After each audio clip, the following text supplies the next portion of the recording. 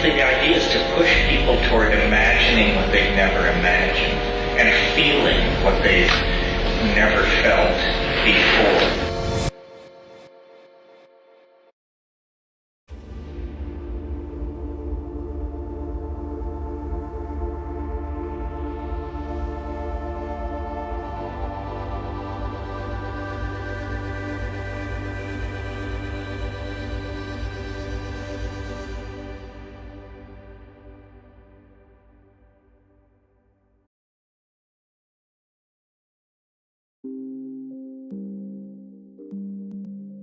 An old friend of all of ours, so I'd like you all to welcome Timothy Leary. Thank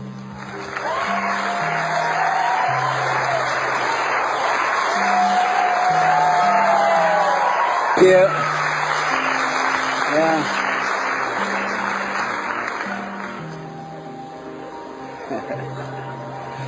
I, for one, am overjoyed to be here.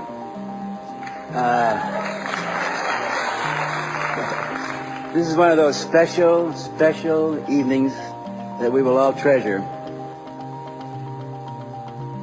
Terence McKenna means a great deal to me. I would say he's one of the 5 or 6 most important people on the planet.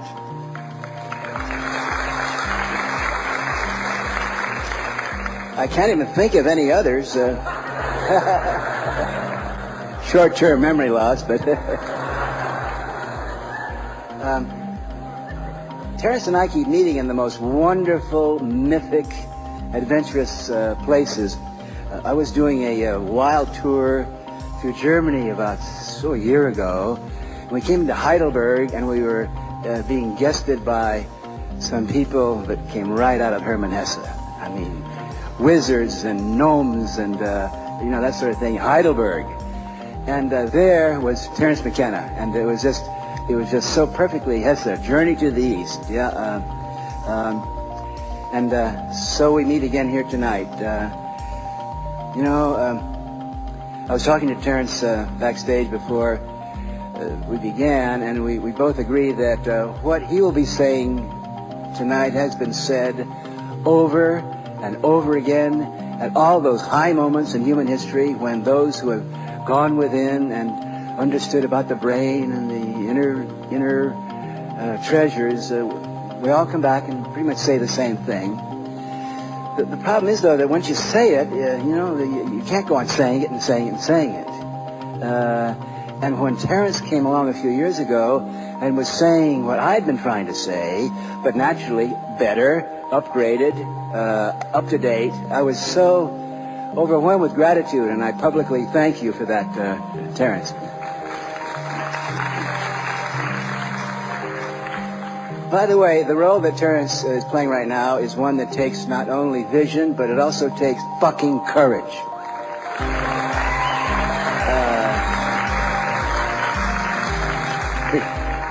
We were saying backstage that Terence and I are a small group of philosophers who make our living not in the ivory tower, if you call it living, but just speaking it, chanting it, raving it, ranting it, and no one has ever done it with more poetry and elegance than the speaker tonight. I'm going to say one more thing, and then we will have what we've all been waiting for. Terence reminds us that all human wisdom, all energy comes from our beloved synergetic partners, the vegetable queendom. It all comes from the plants. Now, a round of applause to the vegetables.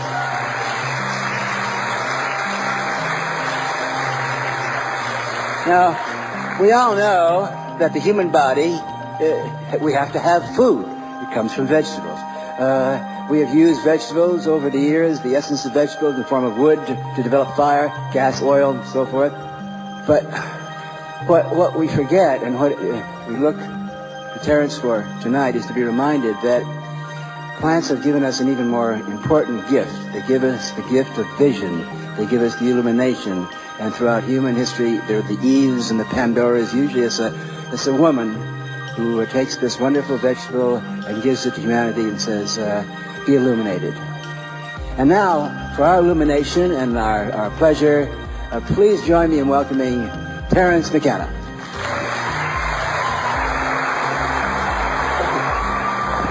Good job.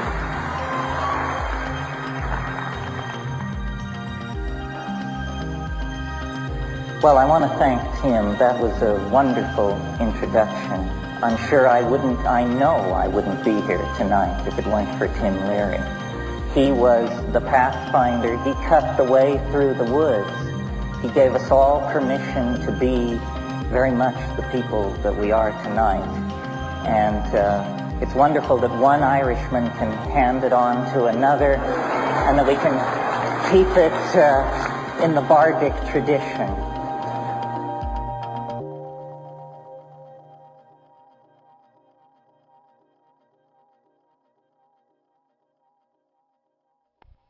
Wonderful. I can hardly believe I'm here. I made it past the Camaro raffle. I survived the offer for reconstructive cosmetic surgery. And I've had my smart drugs for this evening, so glad to be here. Well, until a few minutes ago, I thought that this was a 45-minute gig, so you get to see grace under pressure this evening. Actually, I'm kidding. It doesn't matter how long it goes. We could never get to the bottom of this stuff. Nor would we wish to, I think.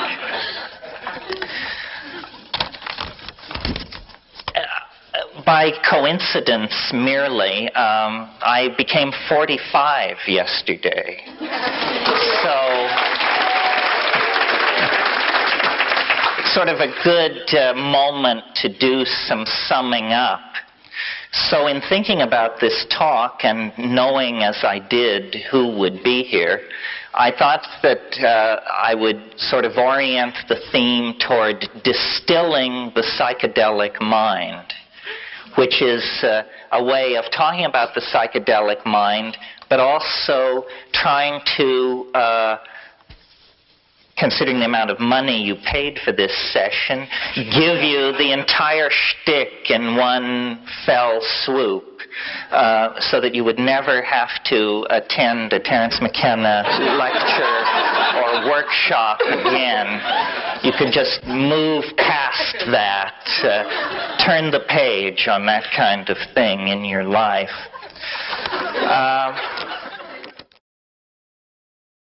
With me in the studio is Terence McKenna, author, lecturer, explorer, and philosopher. Terence is the co-author with his brother Dennis McKenna of a book called The Invisible Landscape, Mind, Hallucinogens, and the I Ching. He's also the co-author of Psilocybin, Magic Mushroom Grower's Guide.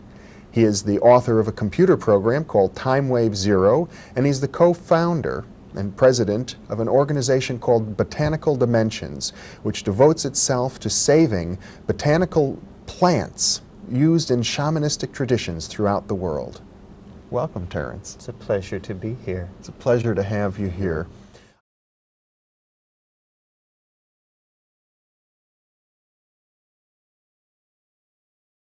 Well, I think the most profound cultural development is it is possible to make the case that language itself is an ability that was coaxed out of an evolving primate species by virtue of the fact that there were hallucinogenic plants in the diet of that creature. You see, psilocybin has been shown in low doses to actually increase visual acuity. Well, at the stage of evolution where human beings encountered psilocybin mushrooms, we were essentially baboon-like pack hunting hordes of veldt-living creatures in Africa. In that situation, a compound which increases visual acuity will give a tremendous adaptive advantage to the animals that are including it in their diet. And those animals not including it in their diet will be quickly eliminated by the process of natural selection from the evolutionary scenario. So it's possible to argue that this mind manifesting quality of the psychedelics actually conferred an evolutionary advantage on certain primates who then were able to bootstrap themselves to higher and higher states of reflective self-awareness. This may lie behind the very early coincidence of cattle, goddesses, and mushrooms in the apparent obsessions of early man as reflected by the cave paintings on the Algerian plateau and in southern France and Spain. We always find the notion of the mystery circa 18,000 years ago connected with the idea of cattle, and we always find the cattle connected with the notion of the great goddess. Now, it may be that the hidden and third member of this trinity was a hallucinogenic mushroom of some sort. We've got only about 2 minutes left, but I wonder what the connection, I don't quite see it, between the mushroom, the cattle, and the goddess. The mushrooms grow in the manure of the cattle. When the hunting packs of early primates followed along behind the cattle, they inevitably encountered the mushroom, ate it, had their visual skills thereby increased, bred more readily, therefore, and survived more easily than their non-mushroom eating cousins. And so the eating of mushrooms and the development of higher aspects of consciousness, including self-reflection, were thereby enforced, leading to the conclusion that it was actually a symbiotic relationship between early primates and these hallucinogenic plants that laid the basis for the appearance of what we call human beings. Well, Terence McKenna, this is a very interesting discussion. You seem to be suggesting that our evolution, I suppose, from the animal kingdom into the human kingdom itself was catalyzed or triggered by our encounter with these hallucinogenics. And yes, we are an ape with a symbiotic relationship to a mushroom, and that has given us self-reflection, language, religion, and all the spectrum of effects that flow from these things. yeah, and one can only wonder how these hallucinogens might affect our future evolution as well. They have brought us to this point, and as we make our relationship to them conscious, we may be able to take control of our future evolutionary path.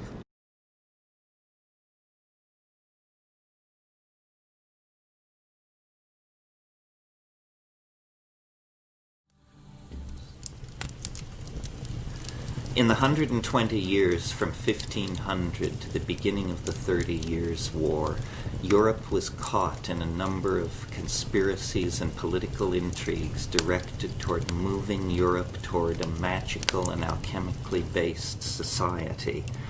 The Protestant princes of the Northern League of Germany, especially Frederick the Elector Palatine, came to culminate this movement, but its roots lie further back in the 1580s of the 16th century.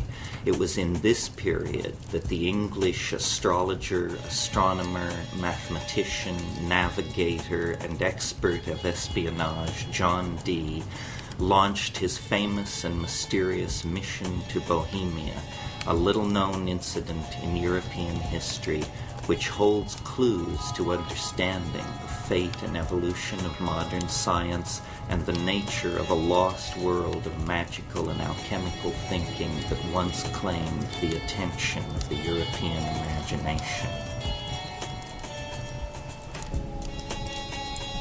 John Dee, the greatest mind of the Elizabethan era, friend of Queen Elizabeth, colleague of Sir Philip Sidney, converser with angels, mathematician par excellence, determined, under the influence of the mysterious Edward Kelly, that he was to be the center of an alchemical renaissance and a secret society that would lay the groundwork for the continuation of the dream of Astrea, the dream built around the Elizabethan Queen Elizabeth I.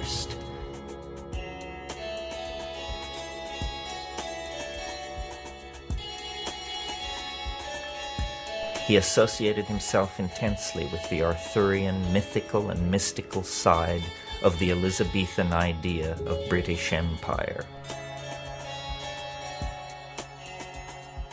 He was a Welshman, like the Queen he was so intensely devoted to, and like her he shared the Renaissance mood of Saturnian melancholy, a collector of books, a builder of scientific instruments, a composer of codes and ciphers, fascinated with alchemy.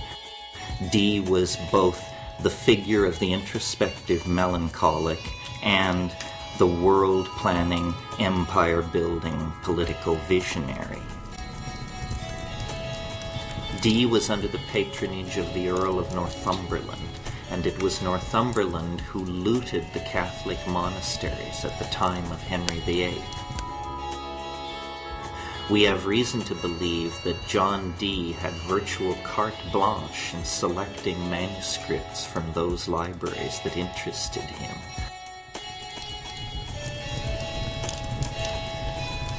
Not only was Dee a scholar of the classics and the magical past, but he was an intimate friend with some of the great movers and shakers of his own time, particularly Sir Philip Sidney and the entire coterie of poets and artists who had gathered themselves around Elizabeth, Astrea, to celebrate her reign and to make of her the paradigmatic sovereign of Europe that Dee believed led the way toward the establishing of a universal alchemical monarchy.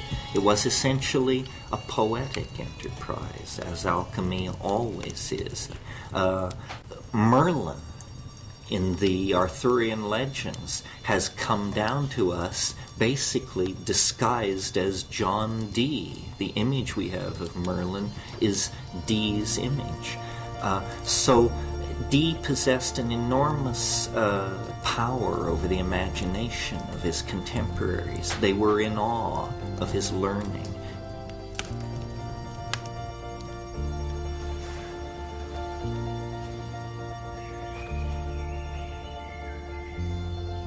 Perhaps we are the naive ones. Perhaps we too quickly assumed that we had understood all there was to know about matter. After all, even to this moment, we cannot locate the seat of the imagination in matter. We cannot trace the evolution of a human thought or hope in matter.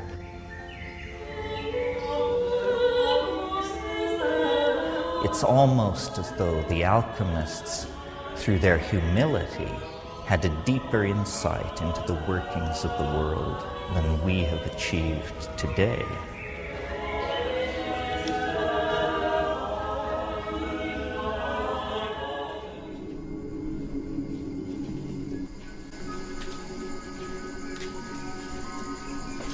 This is ground zero for the Rosicrucian Enlightenment.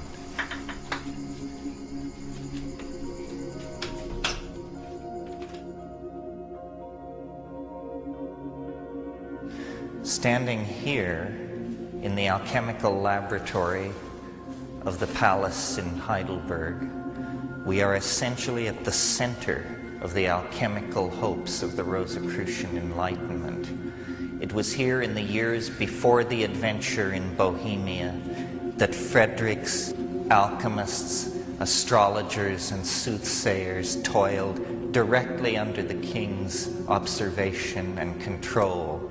Here came Michael Meyer, Heinrich Kundrath, the great names of alchemy. It's entirely possible that John Dee was in this room. It's entirely possible that Edward Kelly stood where I am standing now. it's almost impossible to conceive of the hopes and the fantasies and the labors and the dreams that have been generated by and are centered on this room and the objects in it. This is the last alchemical laboratory in the world to fully function before the rise of modern science. And these tools in many ways reflect the internal cosmology of the men and women who used them. This, for example, a typical alchemical distillery, is called the Pelican. Another example of the colorful nature of alchemical vocabulary.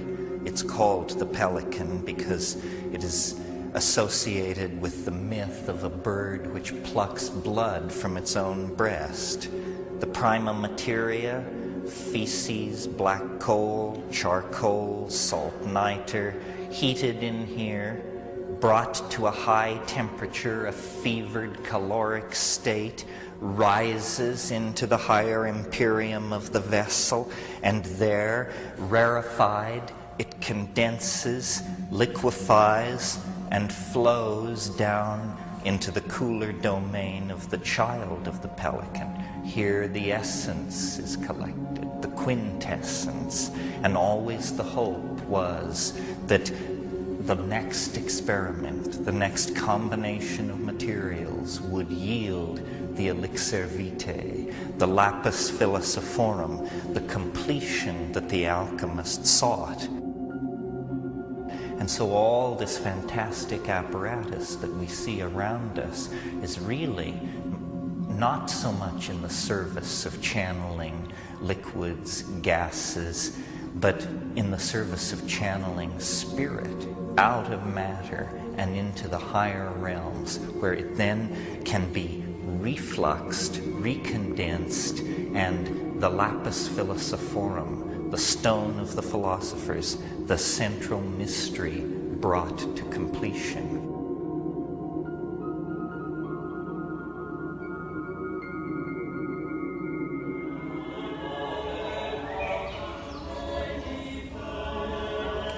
The transformation of matter into a universal panacea for the redemption of mankind.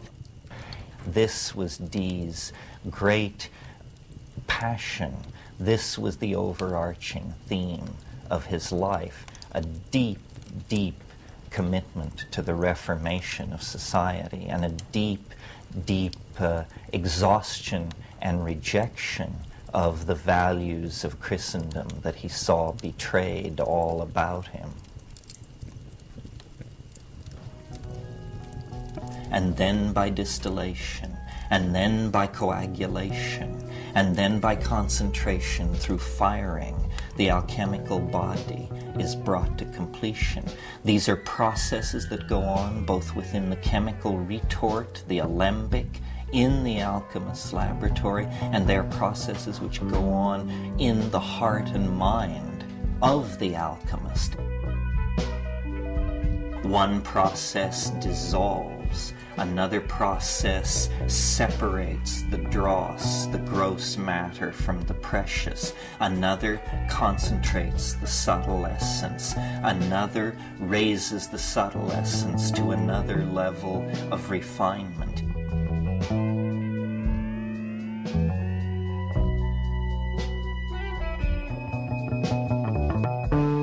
And over time, the great friend of the alchemist, this process of rarefaction and growth, both metallic and psychological, both internal and external, both personal and impersonal, proceeds and feeds upon itself, and eventually, not through any logic discernible to the scientific mind, there is a kind of miracle.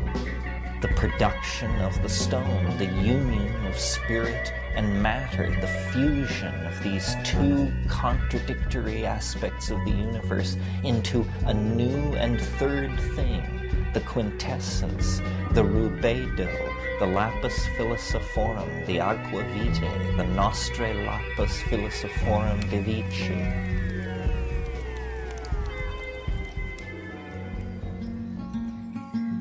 One of the most famous of all alchemical axioms is as above, so below, meaning always that in every small part of reality there is a tiny reflection of the great overstructure of reality, and in the largest structures are hidden the secrets of the smallest, and vice versa.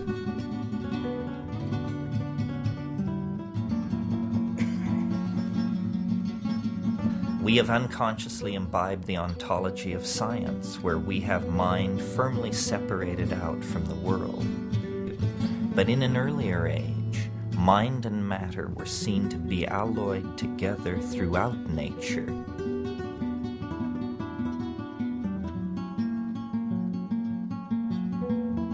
And I think it's very interesting that at this very high-tech moment in our adventure, the plants return and almost stand before us as a beacon and a promise. They stand for absolute Tao. They stand for the correct way for life to relate to its environment.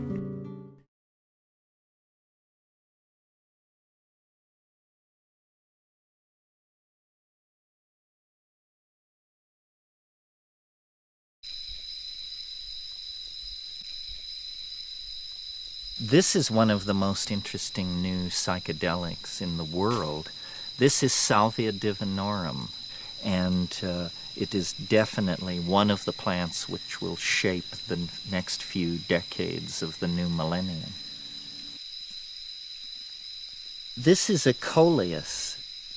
It's ironic that these plants, which have been in our kitchens and in our windowsill flower beds for generations, turn out to contain psychoactive compounds as powerful as any known to science.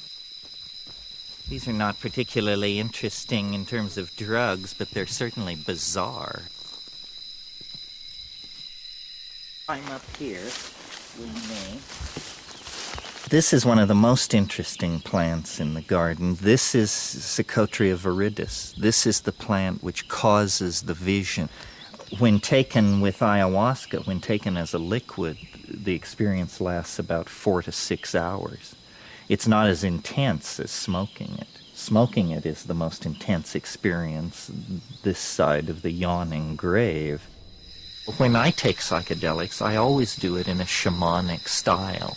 Usually at night, usually alone, in nature if possible, and then I watch. I pay very close attention.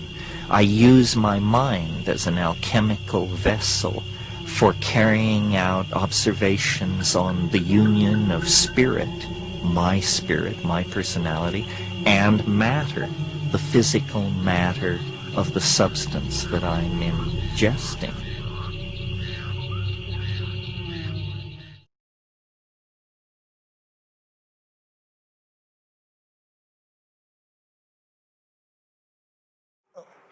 Building on Western psychotherapy as elaborated by Freud and Jung, one view of what psychedelics are is it's the part of your mind that you'd rather not do business with.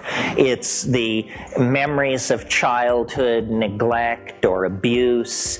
It's repressed kinky fantasies. It's, in other words, the Freudian idea of the unconscious, that somehow these are drugs which dissolve the boundary between conscious and unconscious mind, and then you can do accelerated psychotherapy because resistances have been pharmacologically overcome.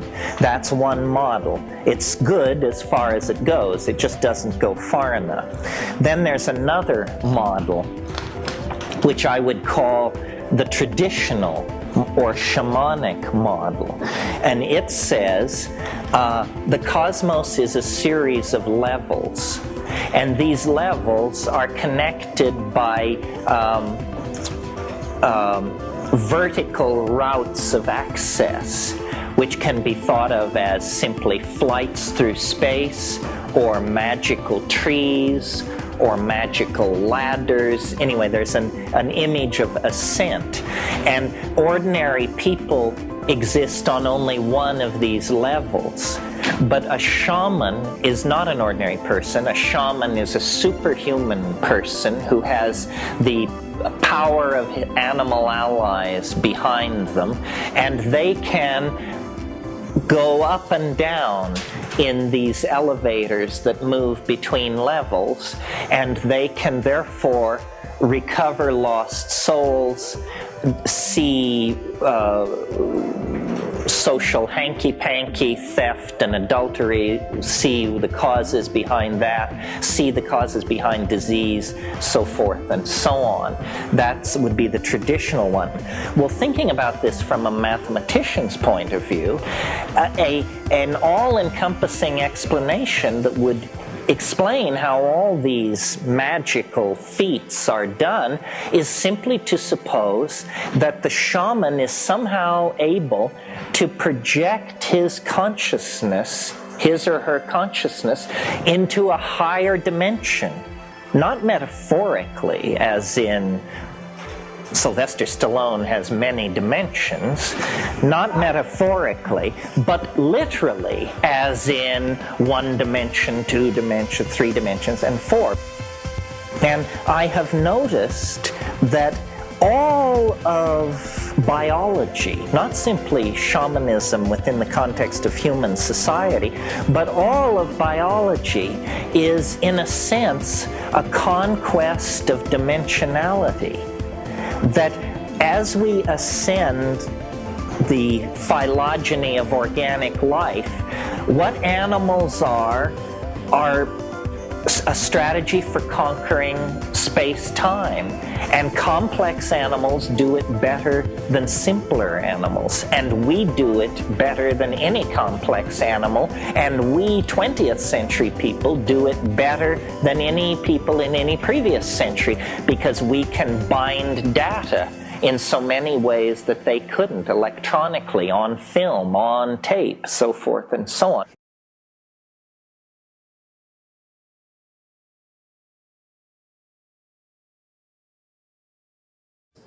Because what culture provides is a bunch of rules, so you don't have to think, and a bunch of myths, so you don't have to think again.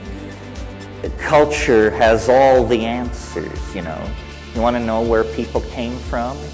Well, when the sky god got out of his canoe at first waterfall and took a leak, then we, the true people, appeared like ants, and we've been living here ever since. Oh, gee, thanks. I'm glad I asked. You know, this is what culture does for you. So,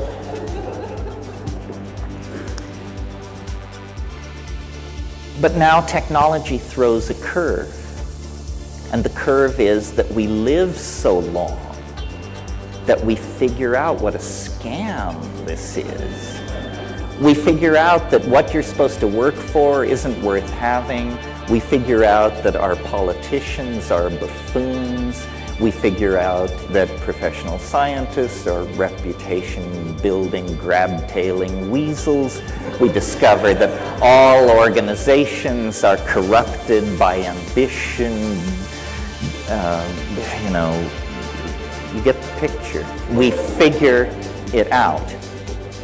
Well, then, as intellectuals, and anybody who figures it out is an intellectual, believe me, because they're slinging the programming to push you the other way. So then intellectuals, defined as people who figure it out, discover that you are alienated. That's what figuring it out means. It means you understand that the BMW, the Harvard degree, whatever it is, that this is all baloney and manipulated and hyped, and that mostly you have a bunch of clueless people who are figuring out which fork they should use.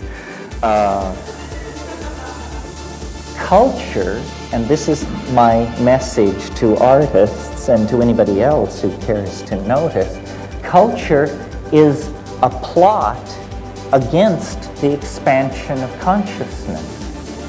And this plot prosecutes its goals through a limiting of language.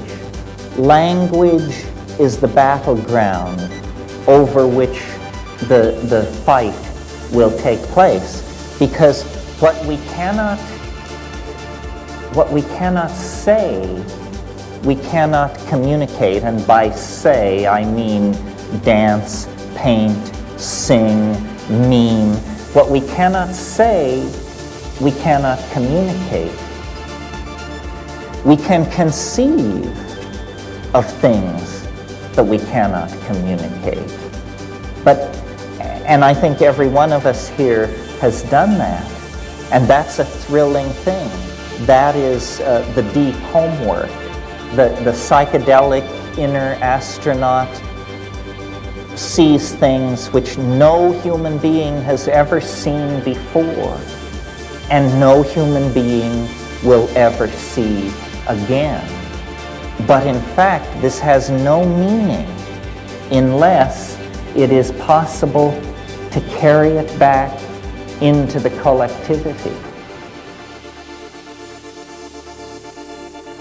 Well, the only way out of this, I think, is to, it takes courage, because you have to turn your back on your culture in the most profound sense there is, because there are many ways to turn your back on your culture. I mean, if everyone's wearing gray, you can wear green. That's one way to turn your back on a culture. But another way is to break its laws. Now that's a little more serious and, brings in big philosophical issues. But in fact, the culture is an enormous arrow pointing, go this way. And you know what lies that way? Impoverishment, madness, degradation, and death. That's where the culture is pointing. You can see it. You can see it. Just look where we're headed. If everyone on earth aspires to the kind of lifestyle that you people can enjoy by virtue of having paid the money to be at a scene like this, there isn't enough glass, metal, and plastic in the planet to make that many Celicas and jaguars and bluebirds and snowbirds and all the rest of this crap. So what is needed is an awakening.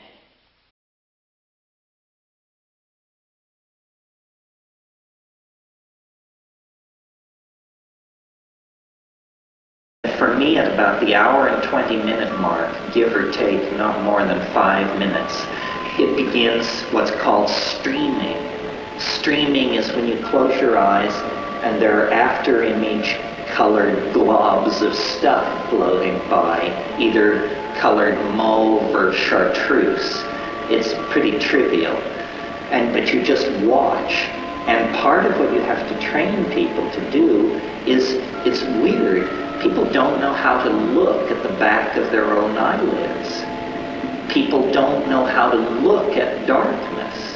And so what I say is, close your eyes, sit in darkness, and watch the back of your eyelids with the simple expectation that you might see something. Close your eyes and look. Well, then the streaming gives way to the first wave, which is usually pretty steep. I mean, I've had trips where I could see it coming toward me, and it was 100 miles wide and 10 miles high, and it's just like a tidal wave, and you say, oh my God, what have we done here? Raise this thing up, and it's just roaring toward you, and there's nothing you can do then, except I just say to it, I'm yours. Please don't hurt me. Please, for Christ's sake, don't hurt me. And it's like watching a thermonuclear explosion through about 30 feet of crystal clear glass. I mean, when I do it in California, I have the feeling that when the thing hits, everybody from Vancouver to Tijuana must have just had to crawl under their desk, because the idea that this is in your mind is inconceivable. I mean, it hits with the force of an asteroid impact or something like that. And finally, you know, in a sense, you lose consciousness because you can't say what goes on. It's just so extraordinarily boundary dissolving that there's no there, and there's no you there to tell you about it. And then you begin to drift down through the layers, and it presents itself. And it can present itself all kinds of different ways. I remember one trip I had, I think it was this same trip, the 100 miles wide, 10 miles high thing. This wave came at me, and I barely had time to lay down.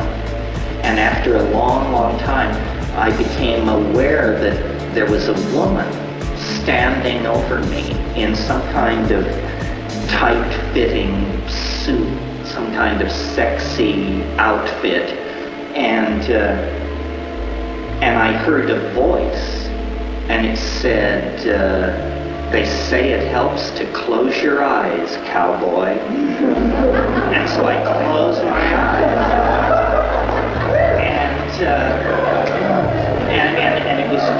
And it was just raging. And then after about 30 seconds, I opened my eyes, and this woman who was standing over me with my body between her legs, put her face right down next to mine and said, "Is it strong enough for you, asshole?" Yeah. Yes.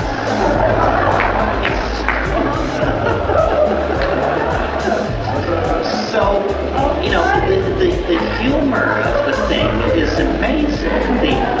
It can come at you so many different ways.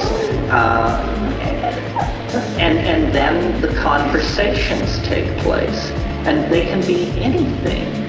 The other thing you can do with mushrooms, which is really fun, is you can say to it, be MDMA, and it will just drop its outer space-ish garb and all that, and it will be MDMA. You can say to it, be LSD, and it will be LSD. And then, as I said, the scariest thing to say to it is, show me what you really are for yourself. And at that point, it just begins to come apart, and you can't stand it. After 40 seconds of that, you say, I'm sorry I even asked. You know, reassure me. And because you have the sense, you know, my God, this thing is what it seems to be. It's a galactic intelligence. It's 1 billion years old. It's touched 10 million worlds. It knows the history of 150,000 civilizations. It's beyond your possibility of conceiving, and why it is communicating with an organic atom like yourself is not entirely clear.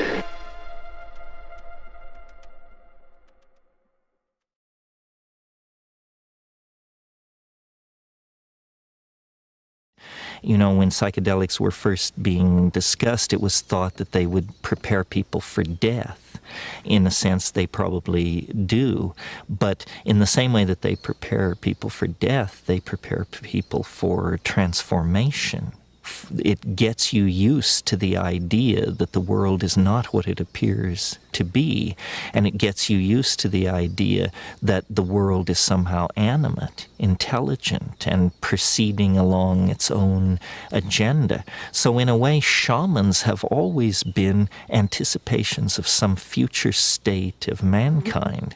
They're the masters of language. They are the ones who are telepathic with the animals. They are the ones who can see into the future. So this archaic nostalgia gets really real focus once you realize that it is the shaman and his or her shamanic techniques that confers on them the extra historical dimension. That is how you get out of linear history. That's how you visit the realm of the ancestors. That's how you travel into the future. That's how you break up the tyranny of Newtonian serial time.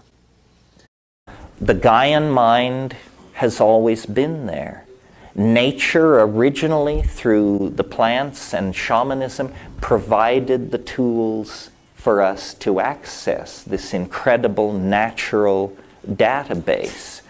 Through the vicissitudes of history, previous generations lost the key in Western society. Since the 1960s, the key has been refound. It's a matter of great social controversy. It's a matter of great risk to those who take it, how they will be viewed by their peers. But there is no longer, ignorance is no longer an excuse. Anthropology in the last 100 years has laid at our doorstep the tools necessary for an archaic reconstruction of society and human values within that society. It's inconceivable that Western industrial capitalism could run on another 500 or 1,000 years. It will not continue as it has. It will deteriorate under the pressure of resource scarcity. And what few democratic values we have obtained, what little space for reasoned discourse has been created, will be the first to be swept away. So it's very, very important that people take back their minds and that people analyze our dilemma in the context of the entire human story, from the descent onto the grassland to our potential destiny as citizens of the galaxy and the universe. We are at a critical turning point. And as I say, the tools, the data that holds the potential for our salvation is now known. It is available. It is among us. But it is misrepresented, it is slandered, it is litigated against, and it's up to each one of us to relate to this situation in a fashion that will allow us to answer the question that will surely be put to us in some point in the future, which is, what did you do to help save the world? History is some kind of a phase transition. It only lasts about 25,000 years. Some people think that's a long time. Some people think it's a short time. It depends on where you stand. I think of it as snap. You know, one moment you're hunting ungulates on the plains of Africa, and the next moment you're hurling a gold ytterbium superconducting extrastellar device toward Alpha Centauri with all of mankind aboard in virtual space being run as a simulation in circuitry. You know? It's just first the one thing, then the other thing. But now history, which lasts 25,000 years, is this weird period where you're neither fish nor fowl. You know, you're not the hunting ape anymore, but you are not yet the 16-dimensional digital god, you know? And in that transition phase, there is confusion, there is angst. But now we're at the end. We have no, I maintain anybody who's peddling angst and peddling pessimism and peddling all this stuff is just, that's so 2 minutes ago.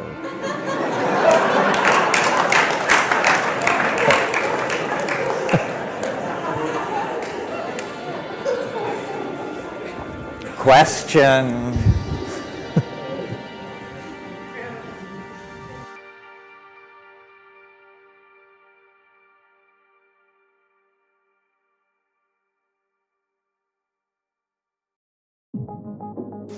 It's very, very mysterious. I guess I should try and describe this. You are the people to tell, if anybody is.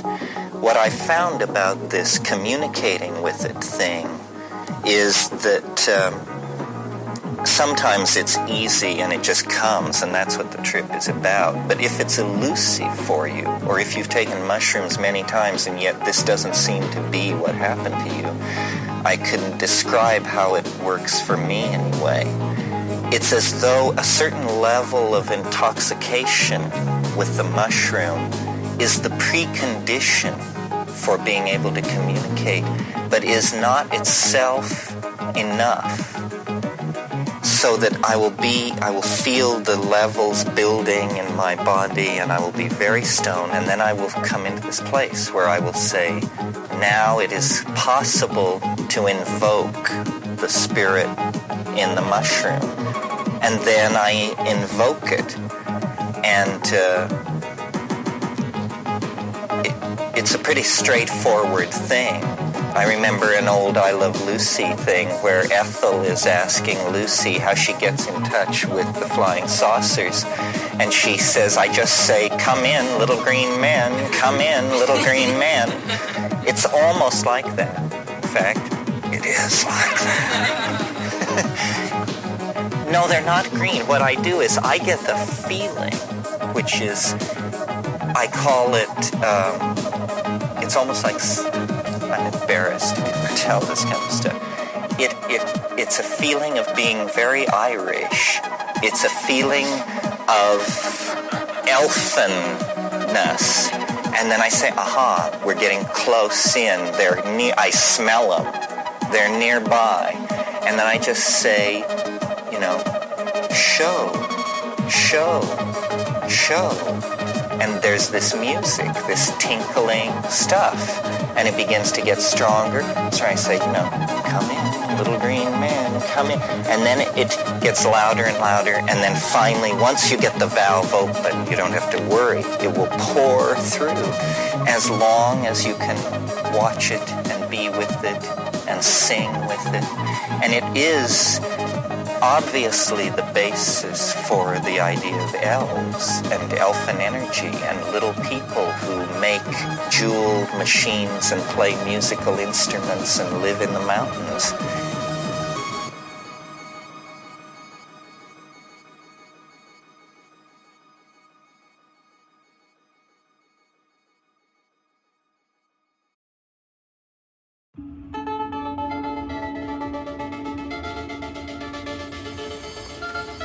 I've wondered these same things, asked it what it is.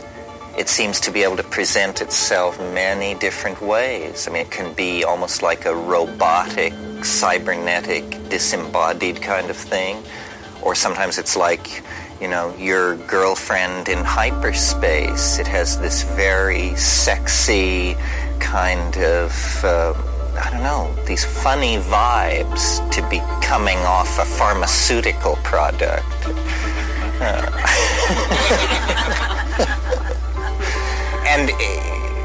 But it might as well be another intellect, because it seems like it. It seems as different from you as the person sitting next to you, at least that different from you. So I treat it that way. I don't know. You know, perhaps people have always heard voices in states of high agitation or stimulation. We don't know what to do with that kind of thing because it's not in our tradition, but it's a shocking reality. I mean, for anybody who thinks plants don't talk, it's a real life reorienting experience to have one then harangue you. And I didn't think plants talked. I had friends who claimed this, and my dream was really to figure out what these people could possibly mean.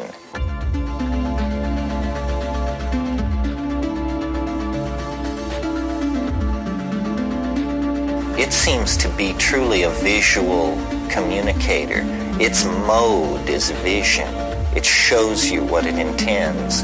But the mushroom actually speaks. It delivers itself of little aphorisms.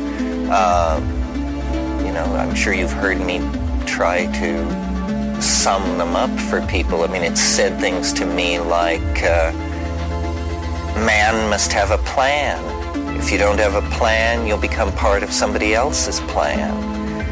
It said, nature loves courage. The way nature responds to courage is by removing obstacles. Well, these are things that your middle track Zen guru could probably come up with. But then it says other things which are completely puzzling. It says things like, what you call man is time. And then sometimes it is humorous. I mean, hilariously, insanely humorous. It's like having Groucho Marx in bed with you. I mean, sometimes it has a certain Rod Steiger-esque kind of Jewish persona. I remember one conversation I had with it where I was said, "What are you doing here?" And it said, "Listen, you're a mushroom, you live cheap."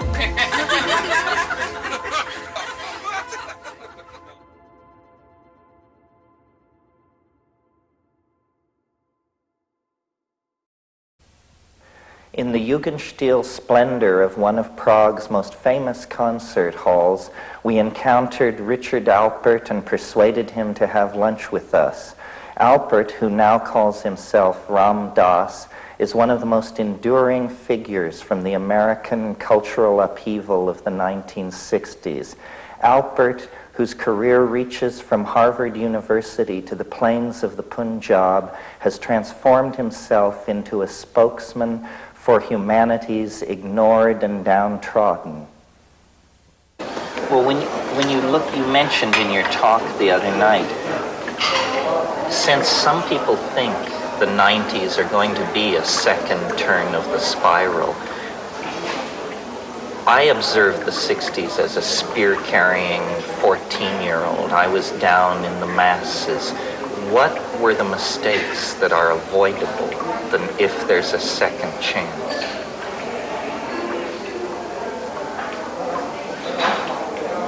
They're inevitably going to be avoided. The first mistake was idealism. The first mistake, and the mistake was thinking that because you had seen it, you could just go like that and everybody else would see it. And you could just say, it's all love, and then everybody would love. I mean, it was a naivete. It was naivete. It was not working on ourselves deeply enough to be without the clinging of mind that made us try to use it. It was our lurking righteousness that got in our way. Can you make a revolution, though, without an inner righteousness? That's the far-out question of where would the action come from? And there's this line in Buddhism that says, out of emptiness arises compassion. And what I experience is that there is a way in which I can sit down in front of a truck or feed a person or go make love or go surf, and there is an appropriateness in every one of those acts. And for me to hear that, I've really got to shut up. And my work is to keep shutting up, to hear which one it is. And if it is a revolution, so be it. Mm-hmm. So be it. You know the story of the monk and the army general, and the army general's disemboweling all the monks? And his reputation has spread far and wide as a cruel, cruel man. And he comes into this village and he says to his adjutant, "Tell me what's happening." And the adjutant said, "All the people are frightened, they're bowing down to you. All the monks in the monastery have fled to the hills but one monk." And the general is outraged about this one monk. And he gets up and he goes to the monastery and he pushes open the doors of the monastery and he walks into the courtyard, and there's the monk standing in the middle of the courtyard. And he walks up to him and he says, "Don't you know who I am? I could take my sword and run it through your belly without blinking an eye. And don't you know who I am?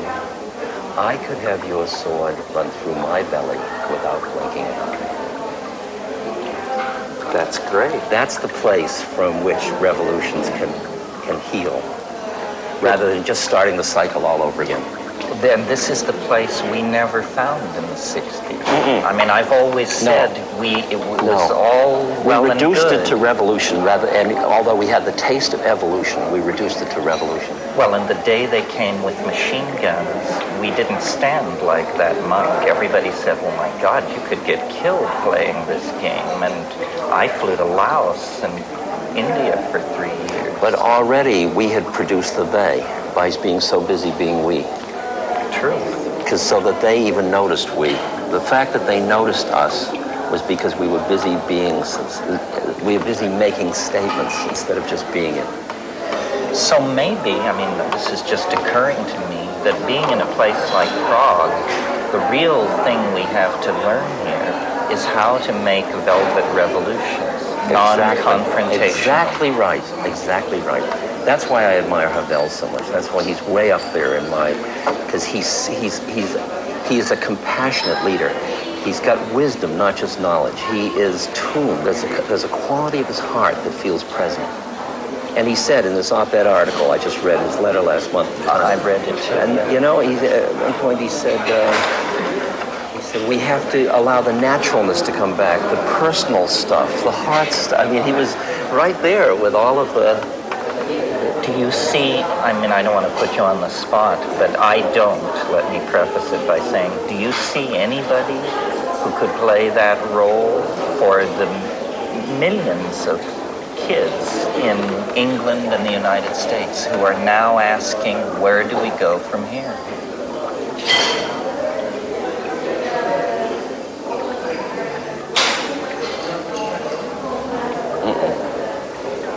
No. Is that good or bad?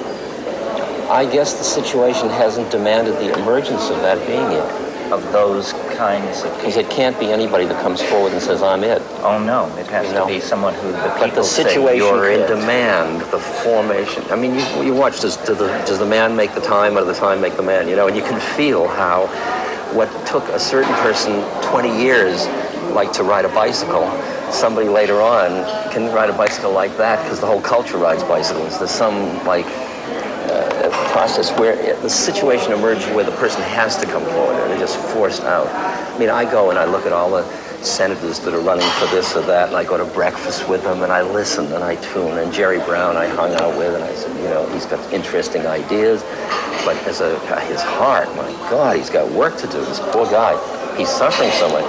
And I love him, and I want those ideas out, but I want him to work on himself, you know, and so I don't do see you anyone really care in terms of political terms whether Jerry Brown makes himself palatable to an electorate? I care because I work with the Mayan widows in Guatemala, and I feel like I'm representing them, and our government, our administration's policies are killing them and their children and their husbands. And some way I've got to play my part as a member of a society that is imposing so much suffering on so many people. I can't just walk away and say, oh, I'm helping the nice Mayans. I've also got to realize I'm an American citizen that's hurting the Mayans, and I've got to play both games to change one way and to do the other thing. So there's a kind of, not to go egghead here, but a kind of coincidentia positorum, because on one level what you're saying is, it's all right, don't worry. And on another level, you clearly are involved in a search for defining your role, where you would do some good. Optimum judo move. Optimum judo move. So it isn't enough to just say the system will take care of itself. But I am part of the system that is taking care of itself. So it's a sense of acting without acting through self.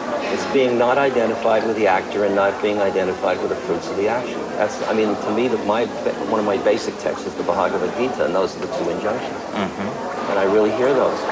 And they're very weird. How you do an act when you're not identified with being the actor and you're not attached to the fruits. I lead this funny, continuous paradox that suffering stinks and suffering's grace. And I live with both of those all the time. Well, I think most people do. I think most people have taken a position. oh, that suffering is bad, they hate it, they want to keep it away that from it's grace, then it's, lovely. Well, and then the great masses of people never really draw the distinction, because for them suffering is like air and water. It's life. It's life. It comes with it's it. Life. Burying the many children you bear. That's why I found in the villages in India less suffering than I found around the middle class in America. Certainly less whining. Well, less preoccupation with what they don't have. Well, they have a philosophy of reincarnation that must sustain them. There is something else that's feeding them. Where we have a philosophy of, if you don't get it now, No, you you're never will. Exactly. We threw out in the councils of Nicaea, Trent, and Constantinople just the thing that would have healed, but we did it so that the church could have power over. Well, I think it was Friedrich Nietzsche who said there was only one Christian and they crucified him. Yes, exactly. Oh, God, that's so good. That's such a good line. Well, I was asking you, what did we do wrong in the 60s? Yeah, okay. One thing that has occurred to me, and I certainly felt it with my friends, was we assumed it would go on forever. We had no notion of window of opportunity. Yes. We just thought we'd blown the doors off the hinges and they would never be put back on. Yeah. To me, the most amazing transformation in my lifetime is not the revolution of the 60s, but the counter-revolution of the 70s, where they managed to put the cuckoo clock back together again, even though we'd kicked it all Did they or over didn't they? That's what see, you keep thinking there was that opportunity and it closed, and I think it happened then. And all of the 70s and 80s, and all that was this kind of reverberation to this process. And that I'm here, and you're here, and we're both still here, and it's the 90s, and I got a lot of people that, I talk now in middle America, and I look at my audiences, and they've never taken dope, they've never read Eastern holy books or anything, and I just say the same stuff I was saying in the 60s that I was saying to people with flowers and big pupils, and these people in the middle, they're corseted, nice people, and they're going, and I think, far out, look, it happened, and I was looking the other way. Well, that's true. And that's where you're looking for the resonance of a person to come forth that speaks from that consciousness with the assurance of the truth of it. Right. Well, Blake said a wonderful thing. He said, if I can get it right, if the truth can be told so as to be understood, it will be believed. Right. Exactly. So all you have to do is say it. Exactly. When can you say it simply enough? Is it only said in silence simply enough? Or are there words? Or is there music? Or is there what? Or is there... There's words, there's music, there's silence, there's gesture, because it's always going to exceed one's grasp.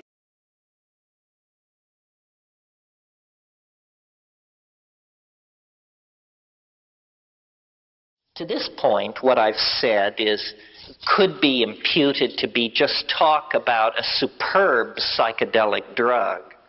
And so they're saying, so this guy advocates the use of a superb psychedelic drug. Seems reasonable or unreasonable, depending on where you went to church. But it's not that paradigm challenging. But what is paradigm challenging is the content of the experience. The content of the experience is completely mind-boggling, completely befuddling. I don't know what we're going to do with the content of the experience, because fully gotten out and fully discussed and fully realized, it's not going to leave one brick upon another in the cheerfully naive edifice that our half-baked civilization has erected as universal truth.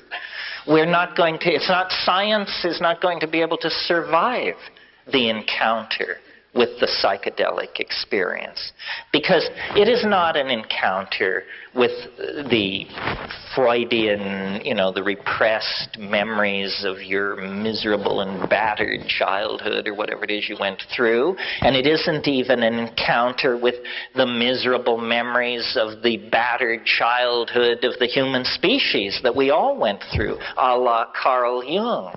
That is all there. But that's in the hallway where you hang your hat and the antechamber where they take your coat. The main event, folks, doesn't even have anything to do with the psychology of human beings. The main event is another dimension. A dimension so bizarre, so titanically peculiar, so strange, so unanticipated by our language, our history, our literature, that it is literally like the discovery of another world. And there's life in that world. Now, a funny thing about discovering new worlds is that you usually, when you get the new world all mapped out, you usually discover that there's somebody living there. And for them, it's not the new world at all. And, you haven't discovered anything. You've just shown up in the middle of their scene with a distorted rap, sort of like Christopher Columbus.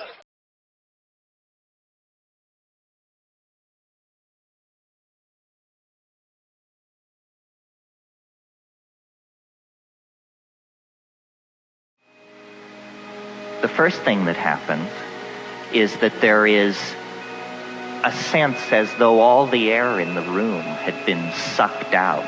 All the colors brighten. This is that increase in visual acuity. All edges become sharp. Distant things stand out in their clarity. This is at one toke.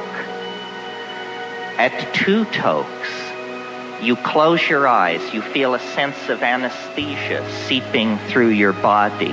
You close your eyes and you see a floral pattern rotating in space, usually yellow-orange. People who do this occasionally, and nobody does it a lot, call it the chrysanthemum. It's a floral pattern, like a pattern in a Chinese brocade. This forms and stabilizes, and then you either break through it or you require one more toke. So, you take, let us assume, a third toke, long and slow, through a glass pipe. You vaporize this stuff, and you take it in and in and in, and there is definitely somewhere in here a threshold which you must exceed. And when you do that, this membrane-like thing, this chrysanthemum, will actually part, and there is a sound like the crumpling of a plastic bread wrapper or the crackling of flame. A friend of mine says this is the radio intellecty of your soul exiting through the anterior fontanelle at the top of your head. Could be. In any case, this crackling sound and a tone,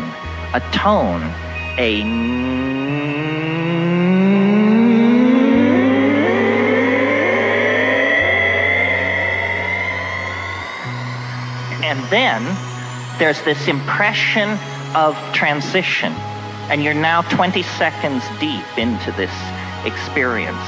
There's an impression of transition. It's as though there were a series of tunnels or chambers that you are tumbling down, being propelled by some kind of muscle behind you that is pushing you. I mean, yes, birth canal, yes, of course.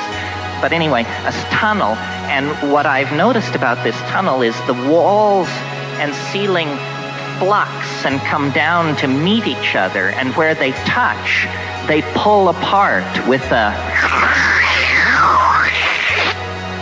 And then you're propelled into the next space, and then the next, and then you are there. Where is there? It's underground. How you know this, you cannot say, but there is an irreconcilable sense of enormous mass surrounding you. In other words, you are underground. You're at the center of a mountain or something, and you're in a room which aficionados call the dome. And people will ask each other, did you see the dome? Were you there?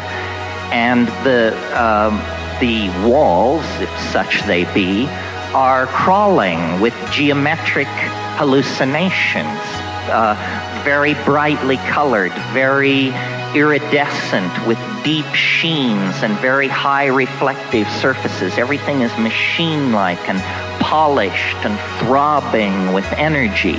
But that is not what immediately arrests my attention.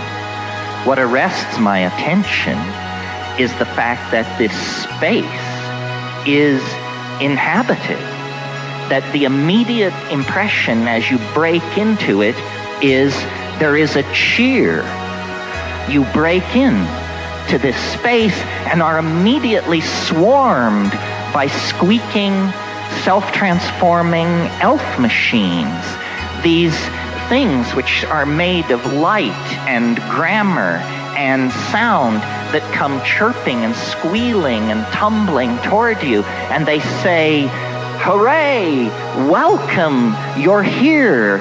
And my immediate impression, no matter how many times I do this, and I've done it maybe 30 or 40 times, which isn't a lot in a lifetime of worshiping it, my immediate impression is that they are welcoming. Hooray! Welcome! You're here! How wonderful that you're here! You come so rarely. We're so delighted to see you.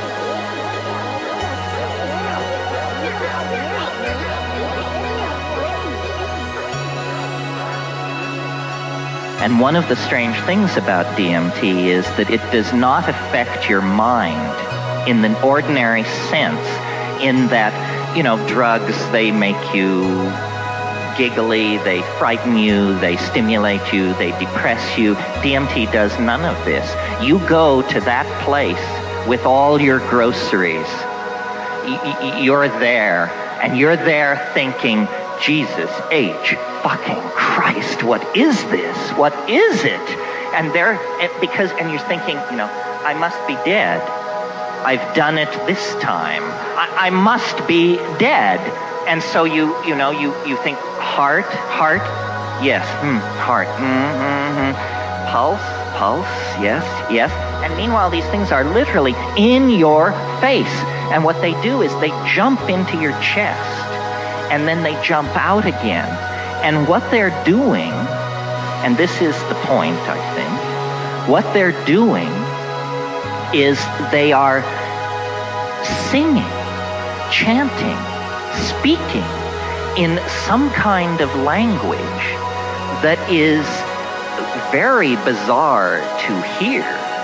But what is far more important is that you can see it. They speak in a language which you see. And this is completely confounding, because syntax is not something you ordinarily reach out and touch. And in this space, that's what's happening. And so, like jewel self-dribbling basketballs, these things come running forward. And what they are doing with this visible language that they create is they're making gifts. They're making gifts for you. And they will say,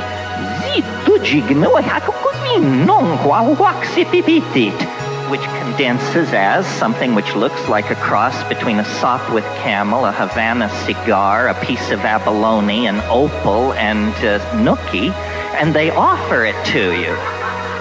And you're looking at this thing, and as you look at it, it also transforms, changes, speaks, sings, undergoes metastasis, undergoes metamorphosis.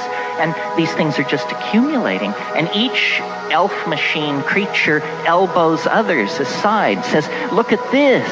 look at this, take this, choose me. This state of incredible frenzy goes on for about 3 minutes, and all the time the elves are saying, don't give way to wonder.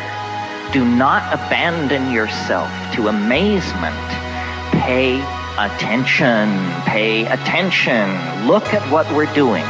Look at what we're doing, and then do it. Do it. And it's this thing where then everything stops and they wait, and you feel like a torch, a spark lit in your belly that begins to move up your esophagus. And eventually when it reaches your mouth just flies open, and this language-like stuff comes out. Acoustically, it's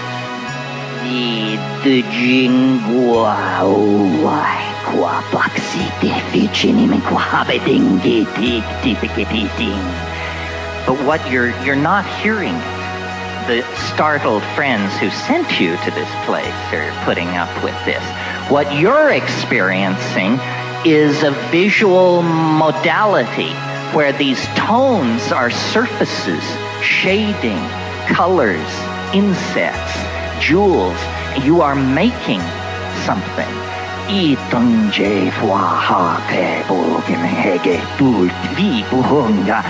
Erase, move forward, add cerulean, put in stippling. It's that sort of thing. And they go mad with joy when you do this. So, this is an experience which in some form, I mean, it will be different for each one of you, but in some form, at least what will be similar to my description is how dramatic it will be. It will hit you as hard as it hit me if you do it right. This, to me, this experience is of a fundamentally different order than any other experience this side of the yawning grave. And why religions have not been built around it, why empires have not risen and fallen around the control of its sources, why theology has not enshrined it as its central exhibit for the presence of the other in the human world, I don't know. I can tell the secret. As you notice, nothing shuts me up. But a long, long time ago, I took an oath to tell all secrets that came my way.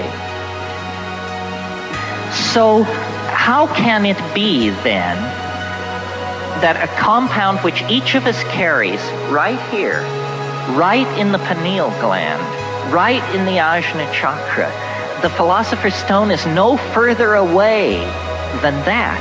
How can this be secret from us?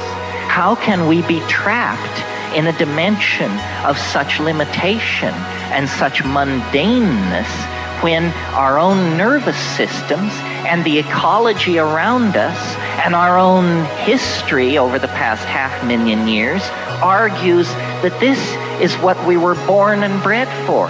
This is where we belong. This is what at play in the fields of the goddess must mean. And somehow history has made us dysfunctional, buried the mystery, made it, if at best, a piece of secret knowledge jealously guarded by somebody. I mean, I don't know. There are lots of mystery cults and secret societies in the world. I don't know if any of them are guarding DMT as a secret. It may be so. No one told me to keep my mouth shut. If this is not the secret that these lineages are guarding, then they're guarding an empty house. This is the secret.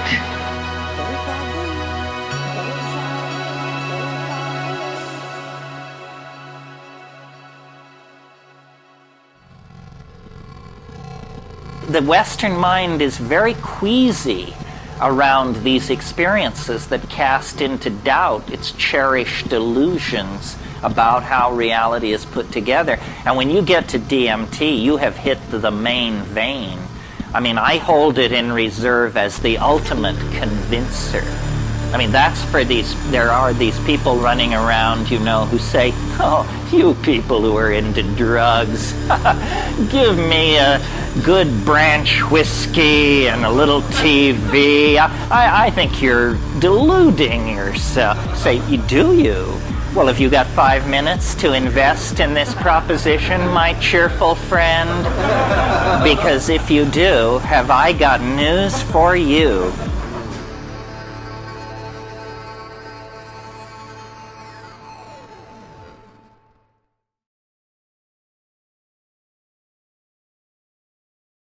Doke.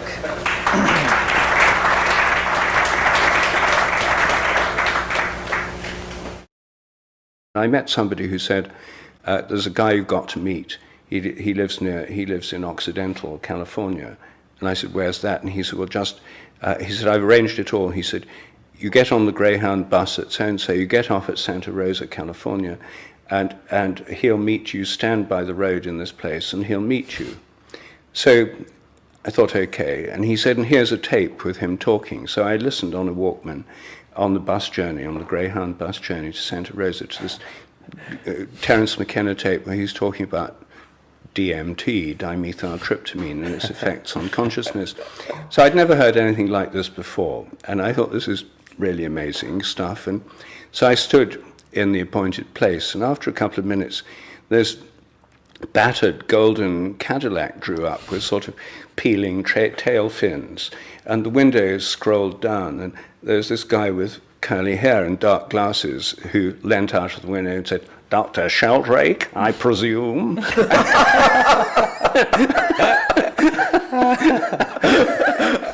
I think that our evolutionary history is rooted in the past, but I've been reading on my journey here this novel, On the Edge, just published in England last week by Edward St. Aubyn. It's set in California. The crucial scenes occur in Esalen. And here's a conversation going on in the hot tubs on page 130. According to Terence McKenna, said Flavia, who happens to be a genius instead of an arrogant British jerk,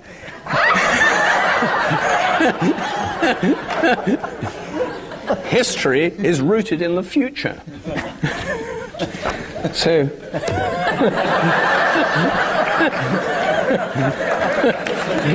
And when I returned to California, I was standing on a street corner in Santa Cruz in white pajamas, and a car stopped. An old friend from a previous lifetime said, "There's somebody you have to meet. Get in the car." I had nothing to do. It sounded okay, and in that time, I believed that everything goes perfectly. You just go along with the flow, as they said. I didn't know it would be a 2-hour drive. So I got in the car, there was the 2-hour drive to Berkeley, and I was literally dumped out of the car on Terence's front step. I never heard of Terence at that time, 1972. Mm-hmm. And I went in, and what happened then, I would still say, although we've had many wonderful talks and exciting, thrilling, and nutritious times in the meanwhile, that was quite a miraculous chat. Many subjects came up. How to grow mushrooms, outer space, I don't know, anything you could think of, all passed by in the course of an hour or two. In this way, we became friends. We're going to be talking with Rupert Sheldrake, one of Britain's most controversial natural scientists. Sheldrake is the proponent of a theory called morphic resonance. He believes that the presence of the past actually impinges on processes in the present and the future. In other words, our world is as it is because of how it once was. This is not a genetic theory, not a theory of natural selection, but a field theory which holds that actions and situations in the past are able, through the mere act of having happened, to shape future and present events.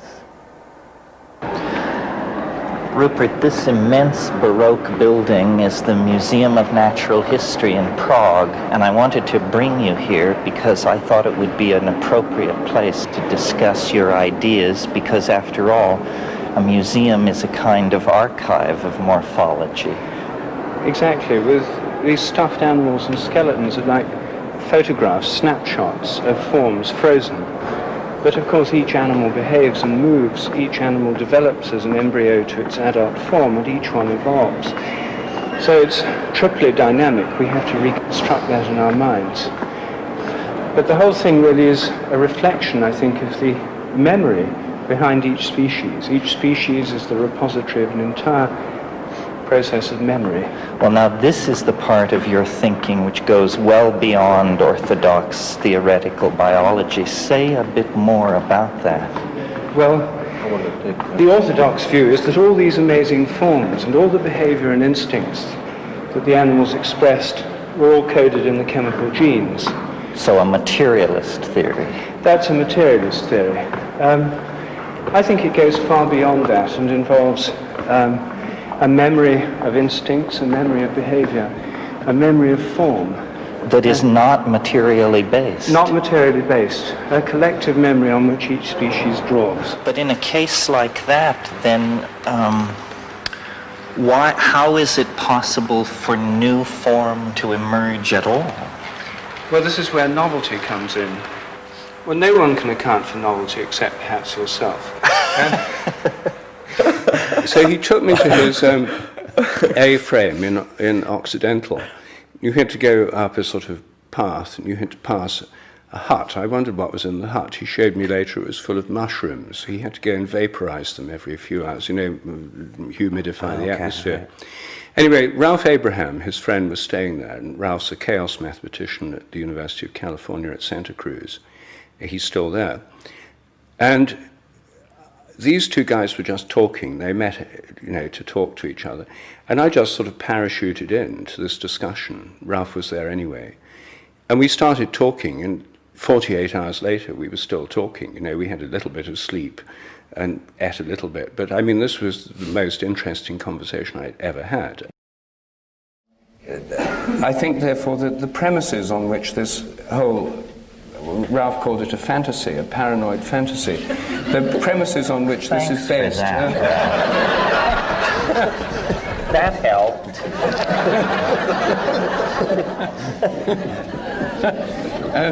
I mean, it took different forms. Last time we talked, I think it was a hypothetical time machine that would invade from the future and cause a collapse of normal human cognitive boundaries, where the machine elves, the DMT experience, etc., would take over in a meltdown of human consciousness in 2012. That too. Mathematics is a tiny fraction of a formalized modeling of the possible, which is constrained by very particular rules and is entirely, so far in the whole history of the subject, under the aegis of the Platonic spirit. And I just think that to try and pin it all to that just seems a limitation that one doesn't need at this stage. I mean, it may be helpful, it may be interesting. My God, I see why they're alarmed now.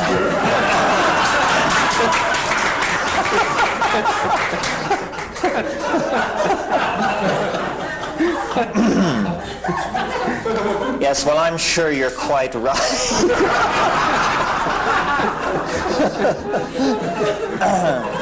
So what you're really calling for is the rebirth of poetry. Well, and all kinds of lived experience through which we directly relate to the world. You could pick up the newspaper tomorrow and prove me wrong, but this thing has already I'll prove you wrong today. Outlived itself many times. So you say. Well, I don't know, sometimes you sound as if you're a hired consultant from the World Trade Organization. So I hope the check is in the mail. Time is not simple. Time is defined by how much goes on in a given moment, and we're learning how to push, tetraflops of operations into a given second. So I think it's trickier than you think and harder to corner me than you may suppose.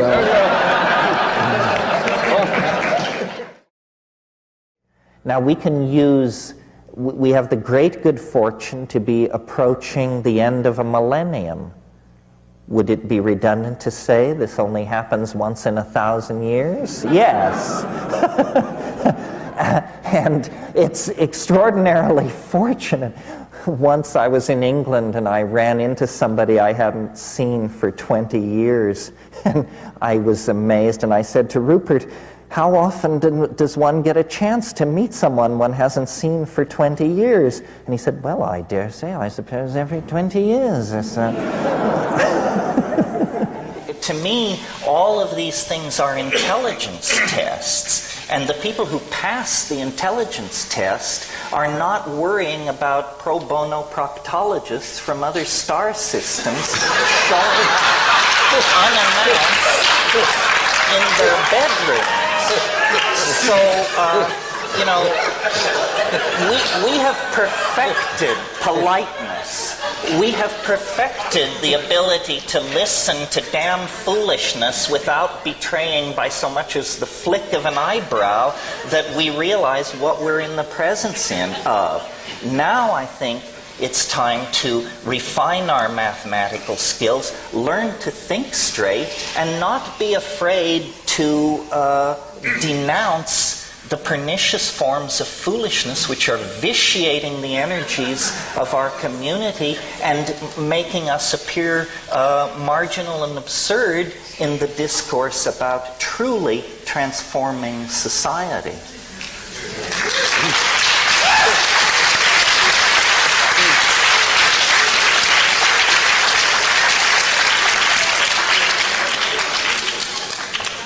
Well, I can't wait to see this laboratory of clarity unfold before me tonight, as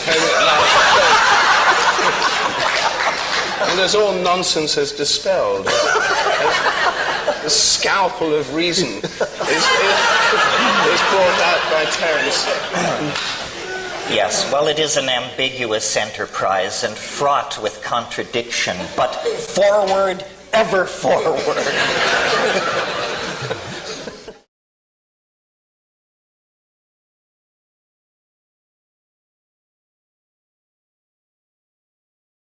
How can we control the rhythm of our time? The techniques are two, my friend.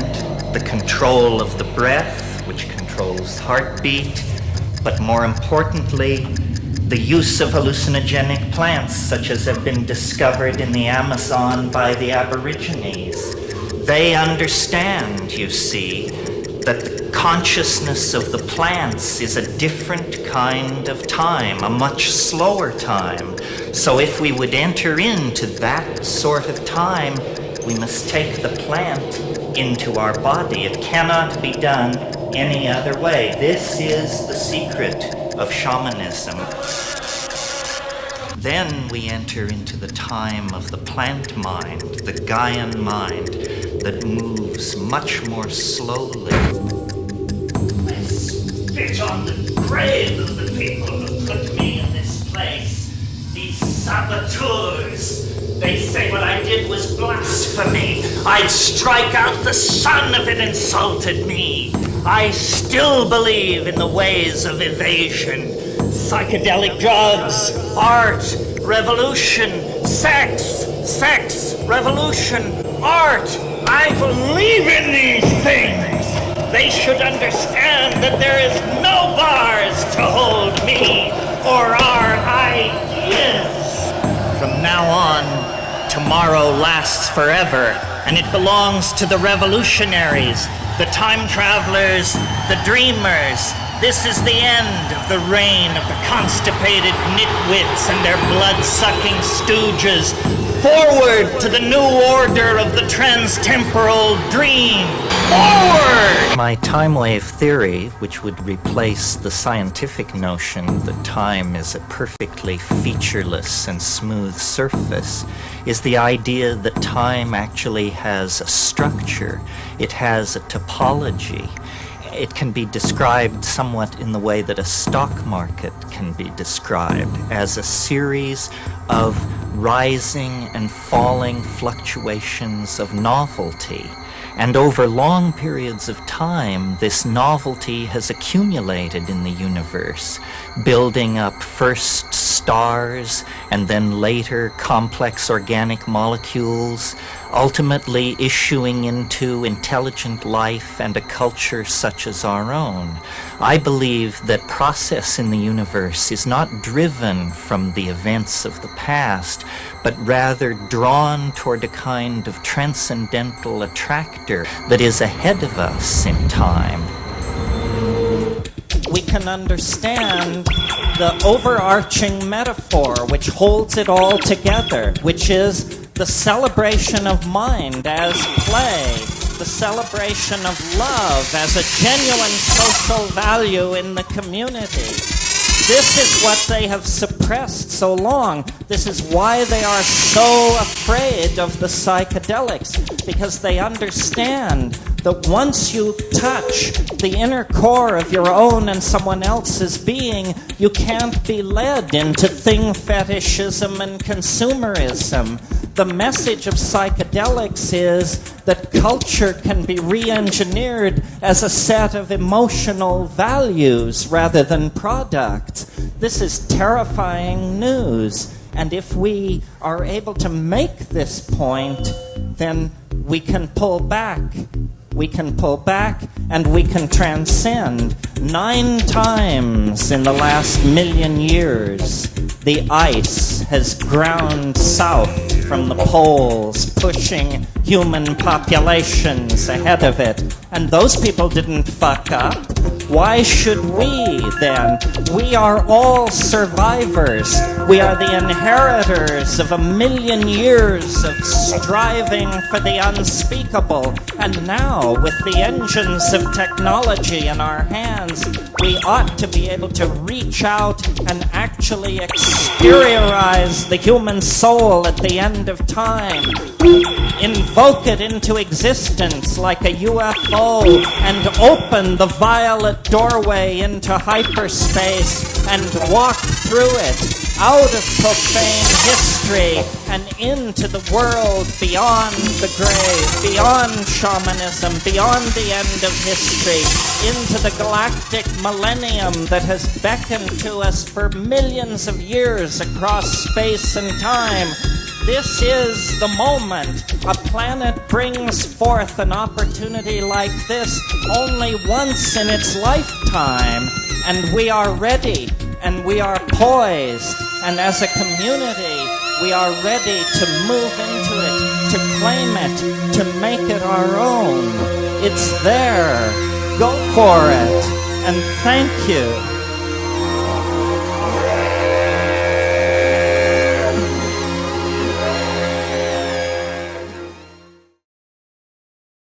History has these dominator types by the balls, and it's not going to let up. You know, history is a psychedelic experience. It's the collective unfolding of the dream of our species in space and time. And we are at the apex. This is the peak. This is the second hour of the trip. We're going over the top.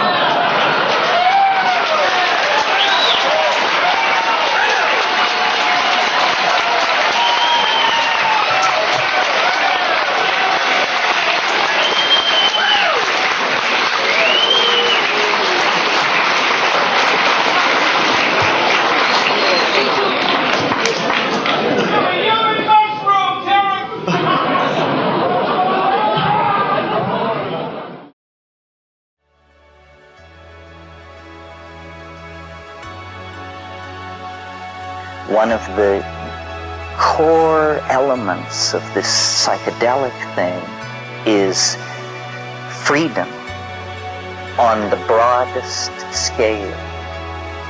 I mean, it truly is, and you will hear me use this phrase over and over again, boundary dissolving. And that's almost, for me, synonymous with freedom. This is what we want to do. We want to dissolve boundaries between the rich and the poor, the feminine and the masculine, the living and the dead. All boundaries do dissolve in psychedelic experience. And the social metaphor that captures this is revolution. Revolution is an eruption from the unconscious. It is not a reasonable thing. It has a logic of its own. It's as though the overmind reaches down into the mechanics of political process and says, no, it won't be that way. It will be this way.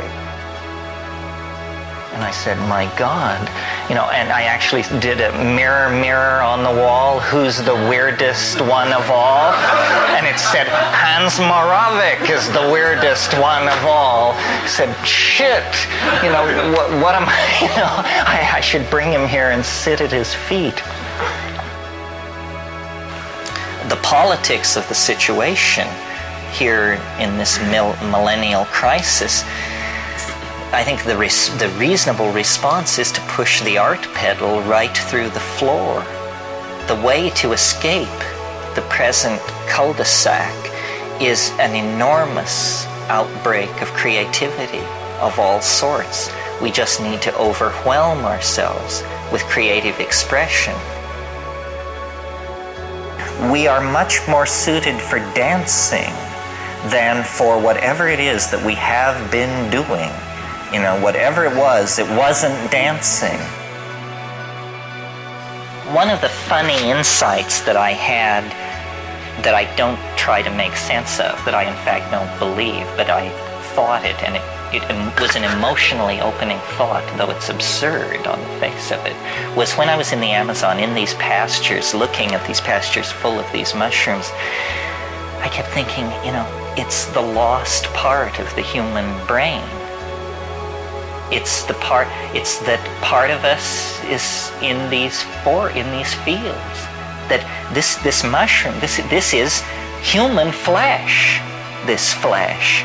It's a strange kind of human, but hell, we're about to give legal rights to fetuses. We might as well extend legal rights to mushrooms and make them voting citizens. Because, you see, it's intelligent. It's intelligent. It loves you. It can blow your mind. It can make you laugh. It can make you cry. There's no other way to relate to something like that except to love it in spite of yourself. I mean, this is how you seduce someone. You make them laugh. You make them cry. You move them. You get them to drop their barriers. You get them to not be afraid. This is what it does to us. It seduces us back into this relationship, and I think we return to it with an immense sense of relief. It's just like,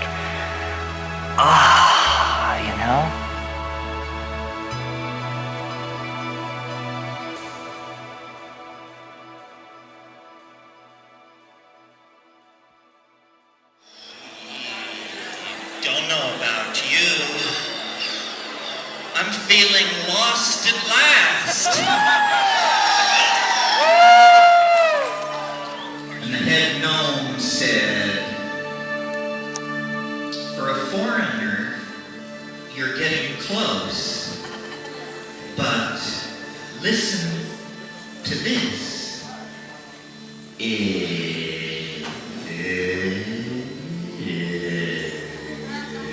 Decime qua capacita, mi te goa capipi.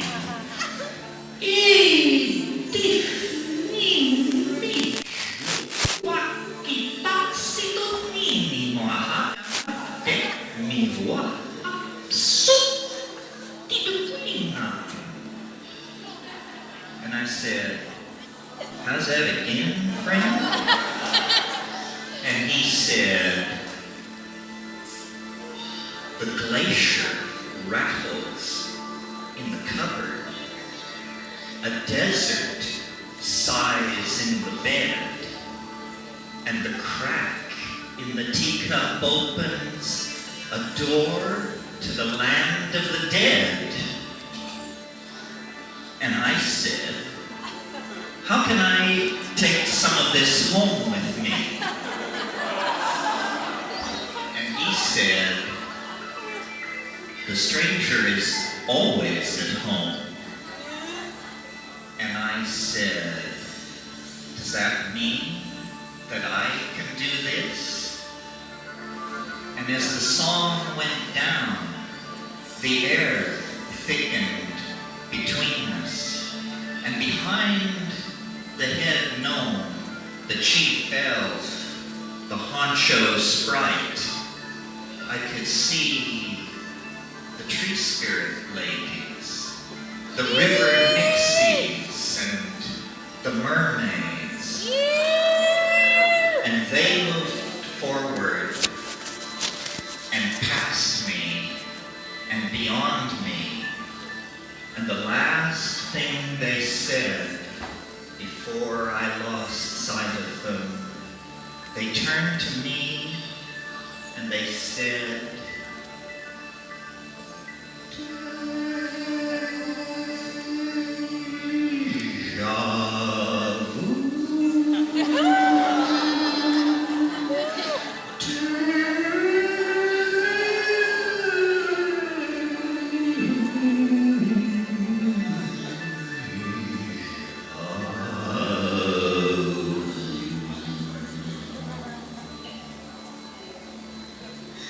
deja vu.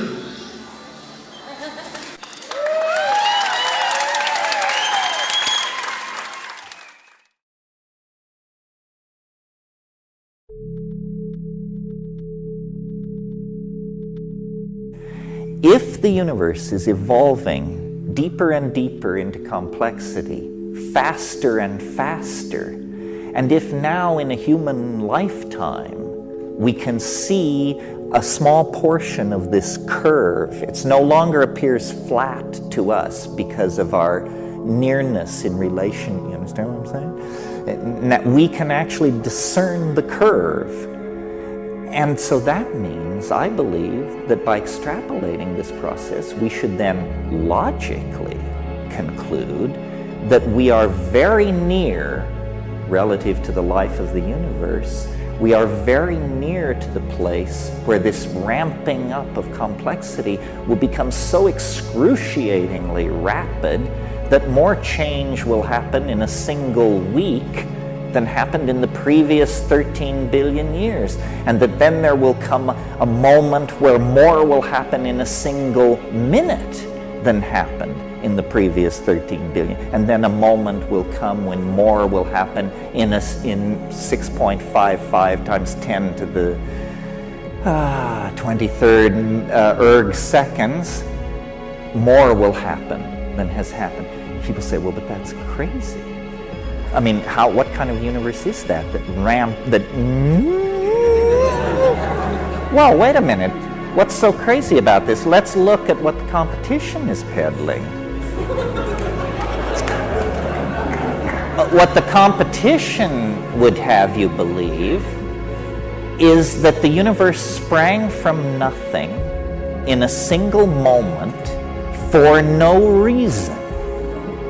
Well, now, whatever you think about that theory, in the interest of being awake, please notice that that is the limit case for credulity. Do you know what I mean by that? I mean that if you can believe that, you can believe anything.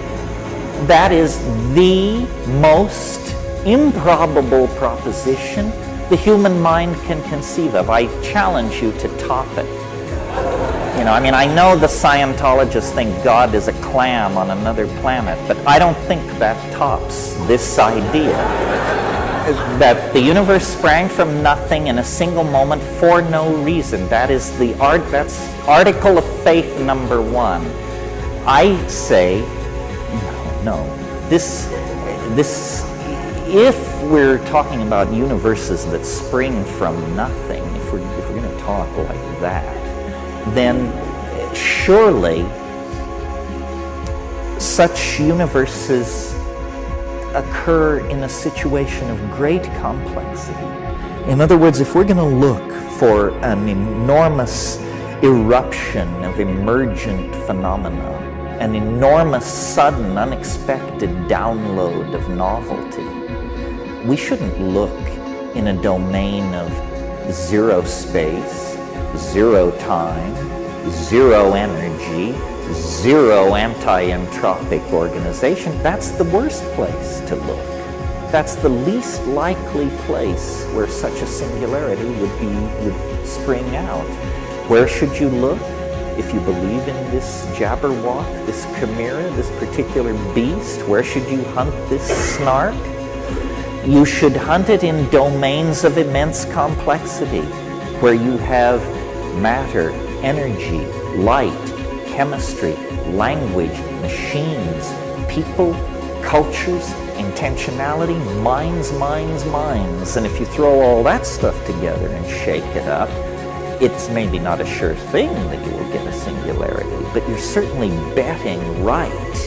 You've figured it out. So I think that science is extremely hostile to the idea that the universe is complexifying and complexifying more and more rapidly.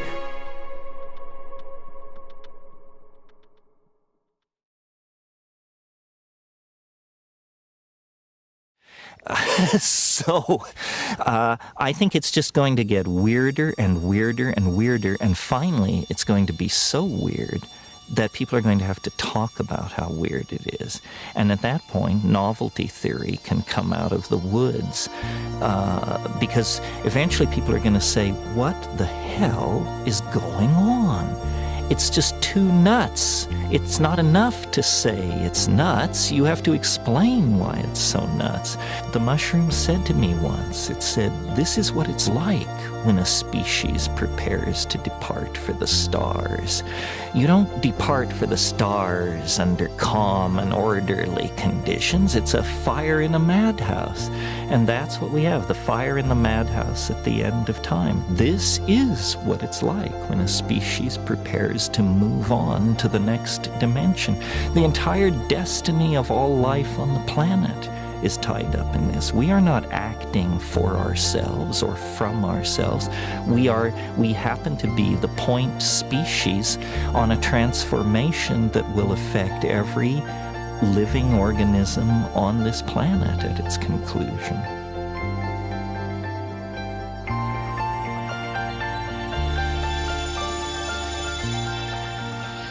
I think we take our humanness too much for granted. I don't think we realize how nasty, brutish, and short most of life has been over the centuries, and how really only within the confines of the 20th century has a level of comfort and food availability and shelter and basic creature needs been met to the point where most people can begin to lead the philosophical life that previously was the privilege of emperors, kings, great courts. Now we all indulge ourselves. We all have the philosopher king's point of view. We all have a model of history, a model of the future, and we all feel capable of stepping into the shoes of our leaders and discharging that responsibility. Well, in order to do that, I think we need to overcome our amnesia about how we got to this place. I don't see, you see, what science would have you believe and explicitly implies is that we are an aberration. Here, over here, you have nature, the beautiful rainforests, the wonderful coral reefs, the symmetry of the hummingbird, the sea urchin, and the butterfly. And here you have us, grimy, tawdry, polluting, ugly, driven, in equilibrium, in disequilibrium, in denial. I don't believe that. I believe that this kind of thinking that breaks humanity away from the rest of nature is the first of the great disempowering myths by which the Western mind has enslaved itself. And we are not outside of nature. We are not a runaway toxic process. We are not a mutation. We are, in fact, that part of nature which has been deputized for a purpose. We are the energy gathering aspect of the Gaian mind. We are the language forming capacity of nature herself. You may know the concept of a catalyst in chemistry. A catalyst is something which, when you stir it into a chemical reaction, the reaction proceeds more quickly, but the catalyst itself is not destroyed. And this is what I think we are. We are a strategy on the part of the Gaian mind to produce an effect that would otherwise take much, much longer to produce.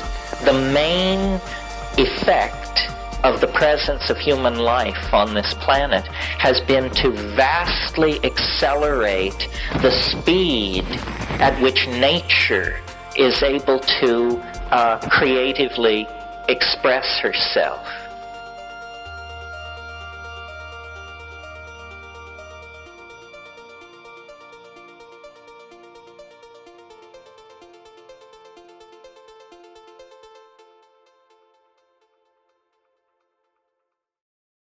I'm real curious about one thing. Why is it important for you to do this? I wonder myself. You mean, am I the alien ambassador, whether I like it or not? Well, I often, when asked this question, I've said, it beats honest work. I mean, my brother is a PhD in 3 subjects and works in hard science, and I don't think it's brought him immense happiness, not that he's despondent, but I was always kind of a slider, and certainly when I reached La Chirera in 1971, I had a price on my head by the FBI. I was running out of money. I was at the end of my rope, and then they recruited me and said, with a mouth like yours, there's a place for you in our organization. And, I've worked in deep background positions about which the less said, the better. And then, about 15 years ago, they shifted me into public relations, and I've been there to the present. I think ideas get me high, and I like the feeling of understanding, and I love diversity to the point of weirdness. I think of myself as a pretty savvy person, and not easily led into false dogma. And yet, this is such a strange idea. And so it's basically a plea for help. It's not a cult. It's not that I want you to join me in believing in this. It's that this is so outlandish that join me as a scientist would join a research team, and let's cut it to pieces and show that it was simply a misunderstanding of information theory coupled with bad mathematics spliced onto a weak ontology or something like that, because this I could live with the time wave if I only had to read about it in Time magazine and that it was being developed by Negroponte and Prigozhin. The thing that sets up the cognitive dissonance for me is that I, from the point of view of most people, thought it up. And I am so aware of my limitations that to me that's the strongest argument there is, that it's malarkey, you know. And then I read books like Thomas Kuhn's The Structure of Scientific Revolutions, and it says, you know, this is how it happens. Some guy, marginal, not at the center of the field, and somewhat at loose ends, but usually with a broad education, gets it, you know. I have spent a lot of time educating myself about what it would mean if this were true. In other words, how big a revolution is it? And it's an enormous revolution. The implications are staggering.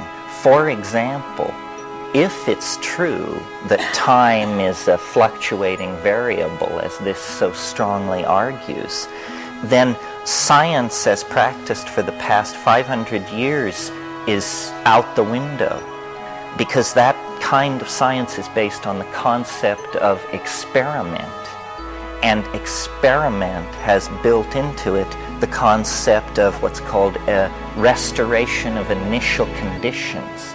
That means you can go back to the start and run the experiment again. This is saying, as Heraclitus said, you never step into the same river twice. And consequently, the idea of repetitive experiment is shown to be intellectually bankrupt. We could almost say of science that it is the study of those phenomena so crude that the time in which they occur does not affect them. And so falling balls, you know, gas diffusion, simple things, it doesn't matter where in time they occur. But things like the building of an empire, the waging of a war, the evolution of a species, the conquest of a biome by a new set of genes, these things, timing is everything and dictates success or failure.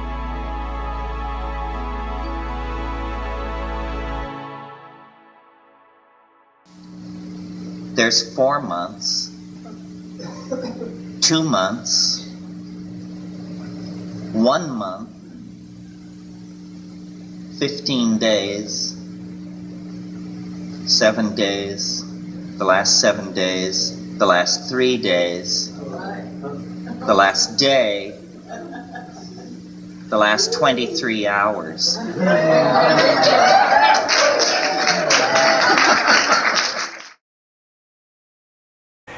I am not going to do this till hell freezes over. I have a whole other plan for myself. And I think also, you know, once you crusade for 10 years, if you haven't captured Jerusalem, you better go back to farming in Provence. And that's more or less metaphorically what I intend to do. Pardon me? No, I'll tell you some of my plans briefly, because it doesn't relate to this. 220 species of trilobite occur in the shales of southern Bohemia. I plan to go to Prague and organize the peasants of Bohemia to collect these various species of trilobites, ship them into a central warehouse in Prague, while we will identify, photograph them, and issue a very high-end catalog for collectors of rare fossils. And I will become the trilobite maven of Prague 6 and disappear from this domain, because I think I've said all I have to say. I mean, not today, thank God, but in the course of doing all this. I don't like the part of what I do that is a cult of personality. I don't like it that a white guy sits at the front of the room and pontificates. And I don't know if you've figured out this shuffle, but I have, and I know that I don't know anything more than you know, really. And that it's just a funny circumstance of fate that you sit and listen and I speak, because there are no experts. And there is only, the integrity of doing and having done. And really, if you get the message, you will be able to transcend the need for any more of this, because it's really a message of self-trust and self-empowerment. And then what I'm also trying to create is a community of shared associations about these weird states, so that we don't have to all privately think we're losing our marbles. Let those who talk to the elves find each other and band together. I am not I am basically a scientist without portfolio, because no academic institution would ever trust me with a portfolio. But I move in the domain of the gurus, the channelers, the pontificators, and those with secret revealed knowledge from Atlantis and Lemuria. But I have contempt for all of that, whether it's true or not, because they got there the wrong way.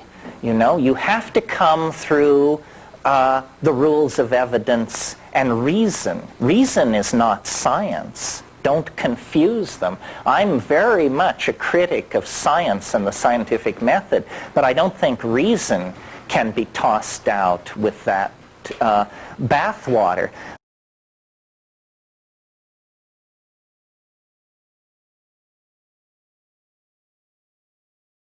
Plato, who all the rest of philosophy is a footnote up on, Plato said, that the key lay in the concepts the good, the true, and the beautiful. The good, what is it? Tricky, tricky, tricky. The true, what is it? Trickier, even trickier. The beautiful, what is it? Easy to discern.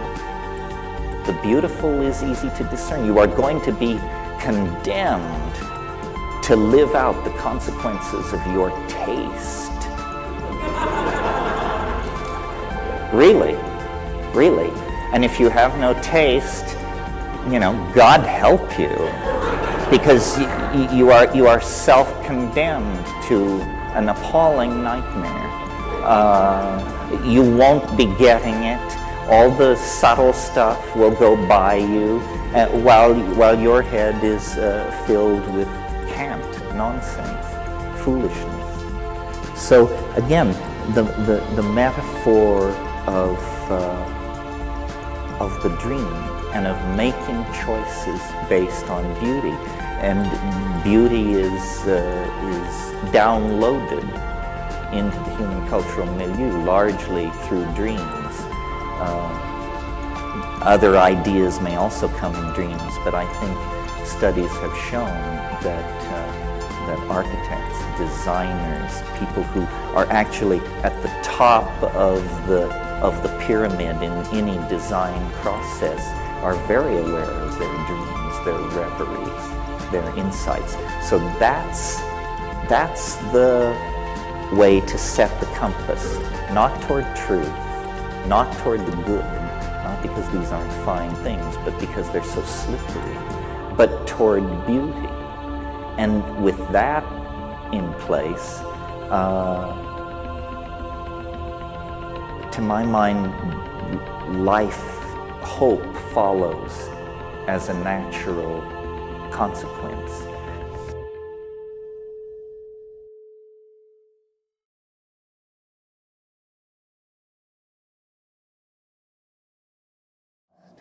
So the real world political work that Kat and I do is associated with botanical dimensions, We conceived it together many, many years ago, and then about 6 years ago, Kat took it over, put it on its official feet, made it a non-profit foundation, and has run it day to day since then with tremendous energy and efficiency. So I'd like to acknowledge Kat McKenna here.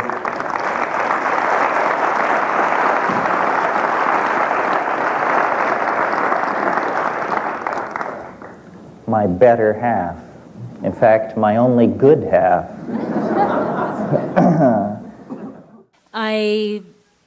Let's see, I first came to Telluride in 1978 with my new baby, my first child, and my new husband, Terence McKenna, at the time. And we had gotten together, we met way back in the mid-60s in the Middle East, actually. But we got together in 1975 because that was the year that he and his brother figured out how to grow psilocybin mushrooms at home in your kitchen.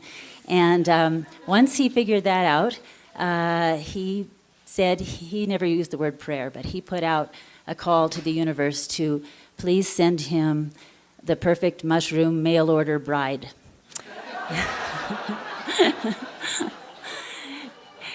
And somehow that, I hadn't seen him in years, but somehow that landed in my mailbox. And with an inquiry, he'd heard where I was living at the time, an inquiry and 5 grams of newly grown mushrooms. And so I took those and read that letter a number of times and saw that my destiny was laid out. But just to make sure, because I had a job, a commitment I couldn't leave for some months, for over 6 months he kept sending me love letters by that time with mushrooms in them.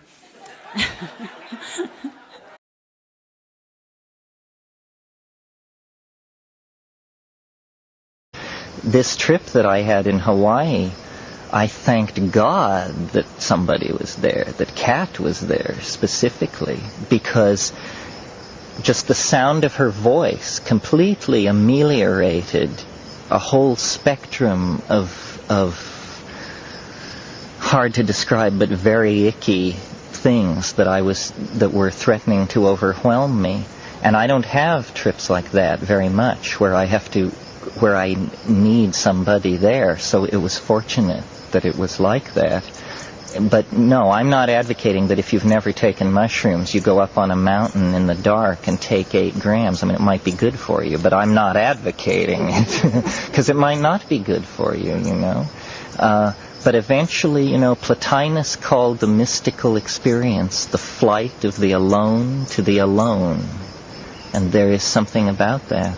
The last dance you do alone. And it can't be otherwise.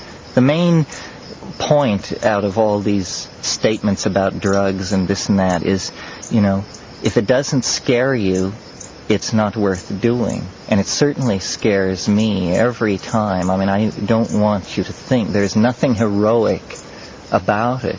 It's just terrifying, and it's the only form of terror I will submit to. I will not jump from airplanes. I do not shoot the rapids. I do not rock climb. I'm a bookish person.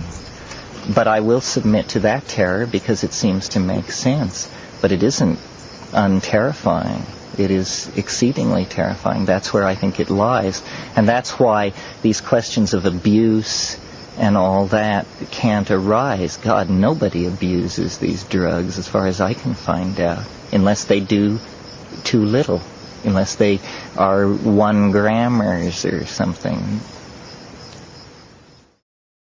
I mean, a wonderful thing to do if you want to do some exploratory chemistry is take half a dose of mushrooms, and then after a couple of hours, smoke some pergamon harmala in a bong or a pipe.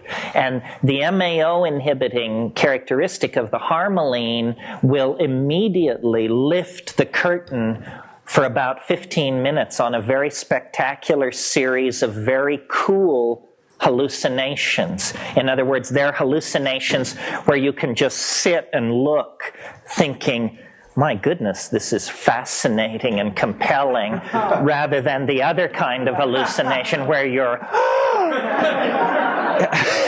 you know. So we call this mushroom plus Pagaman-Harmala combination vegetable television, because it's approximately that engaging, but very, very non-threatening and reassuring for beginners.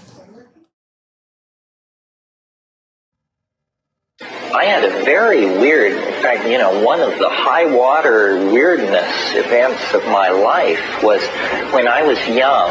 I used to, I wanted the DMT flash to last longer, so I used to smoke it at the height of LSD trips. And one Christmas vacation, this rooming house that I managed in Berkeley everybody had gone home for Christmas, I thought. And so I decided I would take some LSD and smoke DMT. And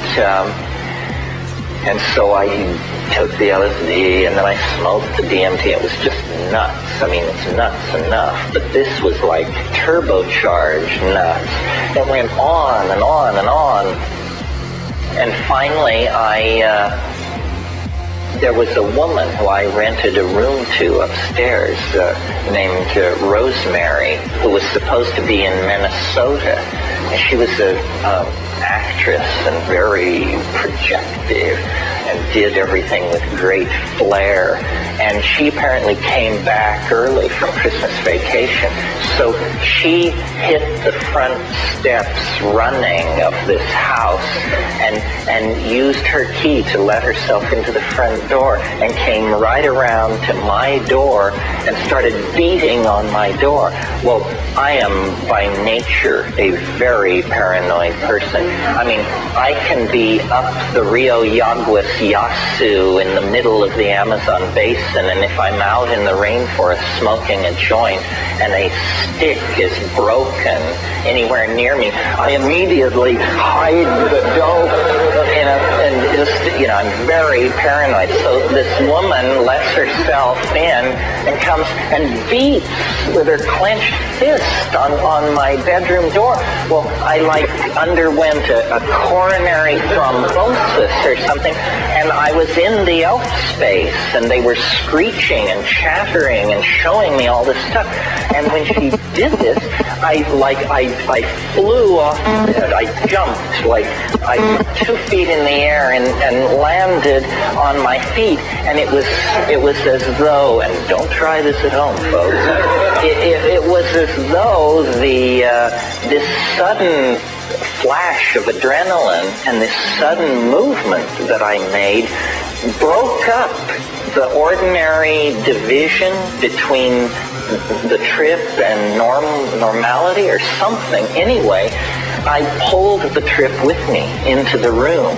I was now standing in the room, eyes open, but the elf creatures had come with me. And everything had just been jacked up to some immense level of intensity. And there were these rotating geometric things in the room, hanging in the air. And it was like moving in this jerky motion. This thing was going click, click, click, and it was faceted. And every time it would make this large metallic click, these plastic triangle-shaped, brightly colored chits or something, like little pieces of floor tile or something, would fly across the room. And each one of them had a letter on it in an alien language, sort of like Hebrew or Sanskrit. And it was just, there were several of these machines, and these things were ricocheting off the walls, and I had an elf hanging off each hand, and I was turning around, and I was just saying, holy shit, you know, and then she's still beating on the door, you know. So I stagger over to the door, fling it back, and look at her and say something like, "Wait, dukwam waxi bo wadi kwam haptikuputik." And then she realized at that point what my problem was and retreated. But I've never forgotten. It's the one time that they went literary on me, and not only did I see them, not only did I hear them, but they were printing on the air the message as well. Very curious.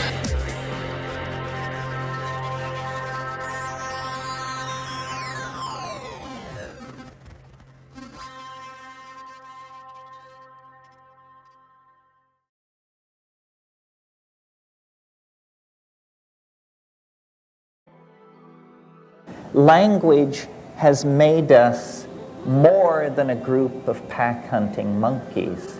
It's made us a group of pack-hunting monkeys with a dream.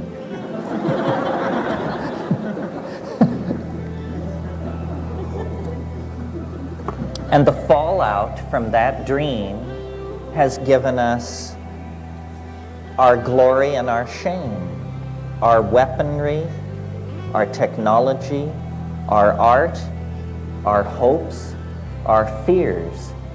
All of this arises out of our own ability to articulate and to communicate with each other. And I use this in the broadest sense. I mean, for me, the glory of the human animal is cognitive activity, song, dance, sculpture, poetry,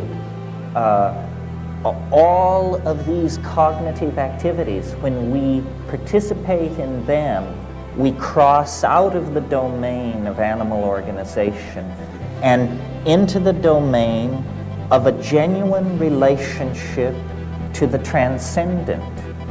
So what I'm hopeful for, and what I actually see happening, I mean, I think that we're on the right track. The birth of a new kind of humanity is going to take place, but there are still a lot of decisions to be made. How violent shall this birth be? What toll shall it take upon our mother, the earth? What shape shall the baby be in when it finally is delivered? These are the decisions that artists can mediate and control. Most people are afraid of the unconscious.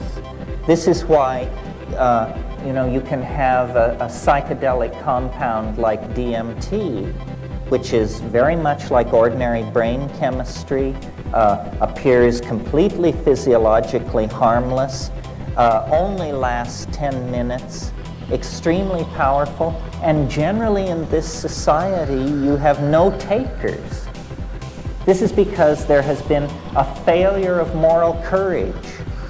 And the failure of moral courage is perhaps most evident in our own community, the community of the artists. In a way, it's the poets that have failed us because they have not provided a song or sung a vision that we could all move in concert to. So now we are in the absurd position of being able to do anything, and what we are doing is fouling our own nest and pushing ourselves toward planetary toxification and extinction. This is because the poets, the artists, have not articulated a moral vision. The moral vision must come from the unconscious. It doesn't have to do, I believe, with these post-meaning movements in art, deconstructionism, and this sort of thing. I mean, I'm basically putting out a very conservative, but I think exciting program for art. That art's task is to save the soul of mankind, and that anything less is a dithering while Rome burns. Because if the artists who are self-selected for being able to journey into the other, if the artists cannot find the way, then the way cannot be found. You only have to avail yourselves of these shamanic tools to rediscover a nature which is not mute, as Sartre said in a kind of culmination of the modern viewpoint. Nature is not mute. It is man who is deaf. And the way to open our ears, open our eyes, and reconnect with the intent of a living world is through the psychedelics. Each artist is an antenna to the transcendental other. And as we go with our own history into that thing and then create a unique confluence of our uniqueness and its uniqueness, we collectively create an arrow out of history, out of time, perhaps even out of matter, that will redeem then the idea that man is good. Redeem the idea that man is good. This is the promise of art, and its fulfillment is never more near than the present moment. And when you understand how the world really works, I'm beginning to get just a hint of it. It works through love and dream and intention to connect. Through love and dream and intention toward connection. And these are ultimately irrational values. And they ultimately must be irrationally embraced, because the momentum toward a rational conclusion is tremendous, but unfortunately completely fatal. And this is the invitation that the artist has always extended toward a radical break with the momentum of rationalism. It's simply that now, in this moment of tremendous crisis, when the artist is at last called upon to perform, and there must be no stitches dropped, because this dance is the dance of transformation of the planet itself. This is the moment of empowering. This is what all the shamanism of the past built toward, this final magical invocation. James Joyce said, man will be dirigible. That's simply a way of saying that we will find a way to make our dreams and the dreams of the planet and the life it carries one dream. And the way to do it is to reconnect up to the Gaian mind through the channels of communication that were always there, but that have not been really taken up since the late Neolithic. It's time for us to call home, and you know how to do it. It's just a matter of having the courage to do it, to act, and then to have that empowering act spread back through the psychology of the planet. I am very optimistic. I think we are awakening to a new day from a long, long night of the soul, but it must be done collectively, gently, lovingly, and with a complete faith that we are an infant held in the arms of nature, that nature wants this to happen, that we are not an aberration. We are granted peculiar, but we are not an aberration. We are a necessary oddness to the completion of the whole. And this is our glory, And this is why we've been graced with self-reflection.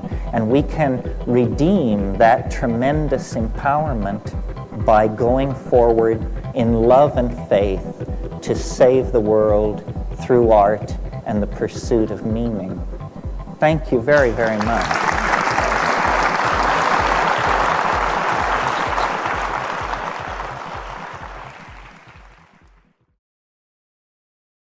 Is there anything that you do every day or every other, month that you just... I spend as many hours a day as I possibly can smoking cannabis. This is a practice. This is the secret of Terence McKenna's philosophy. Thank you very much. This is a practice that I've adhered to since my 17th summer. I don't know if it's the proper place to tell it, but once I became concerned that I did too much smoking, and so I decided I would quit. First of all, I wanted to see if I could quit, and then I wanted to see how much of my interior life was actually riding on this ocean of cannabis ingestion.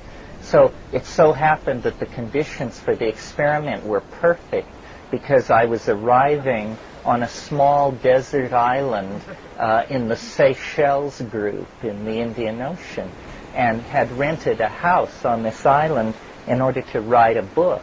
So I had this Mombassan bomber weed and a lid of it, and I just rolled it up and nailed it above my kitchen door and decided that I would not smoke until I had finished writing this book. And was relieved to learn that I had enough self-control that this was possible. I mean, I didn't sleep a wink for 8 nights, but I did not resort to breaking my pledge, and I slowly realized it was all right. What it seemed to do was I spent a lot more time reading and had much more interesting dreams, and otherwise it didn't seem to be any big deal. And I wrote this book then, and it took me about 6 weeks, and I promised myself that when the book was finished, I would then allow myself to smoke up this lid of weed before I left this island.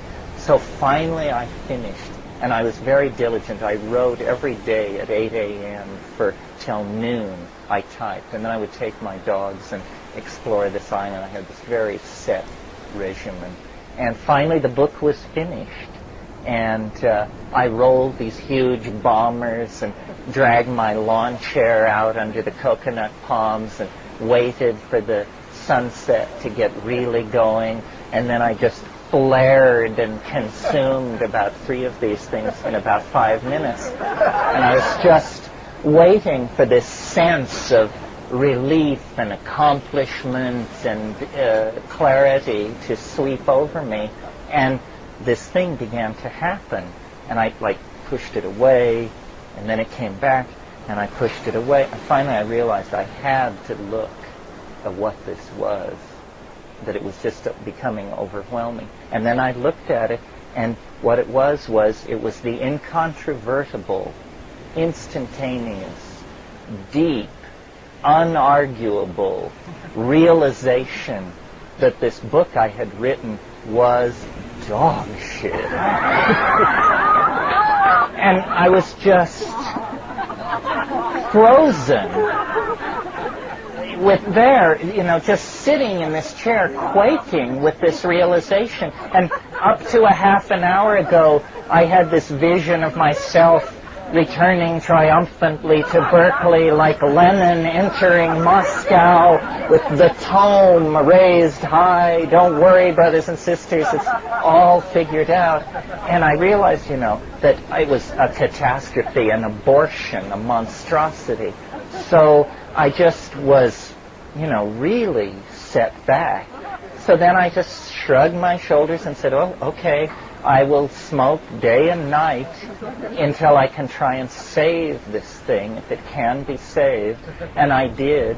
I did smoke day and night, and I did struggle with this thing, and it was not possible to breathe life into that corpse. This book, I'll just tell you the title in order to convince you that this thing should have died a borning. It was called, I blush to tell you, it was called Crypto Rap, Meta-Electrical Speculations on Culture. Terrible, terrible. So I realized then, at that point, that I was a fool to try to navigate life without cannabis.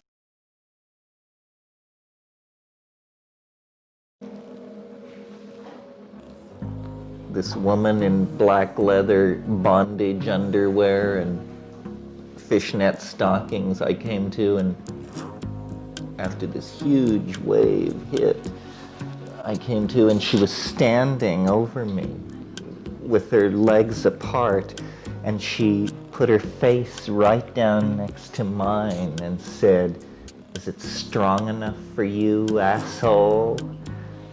That was a moment of major manifestation.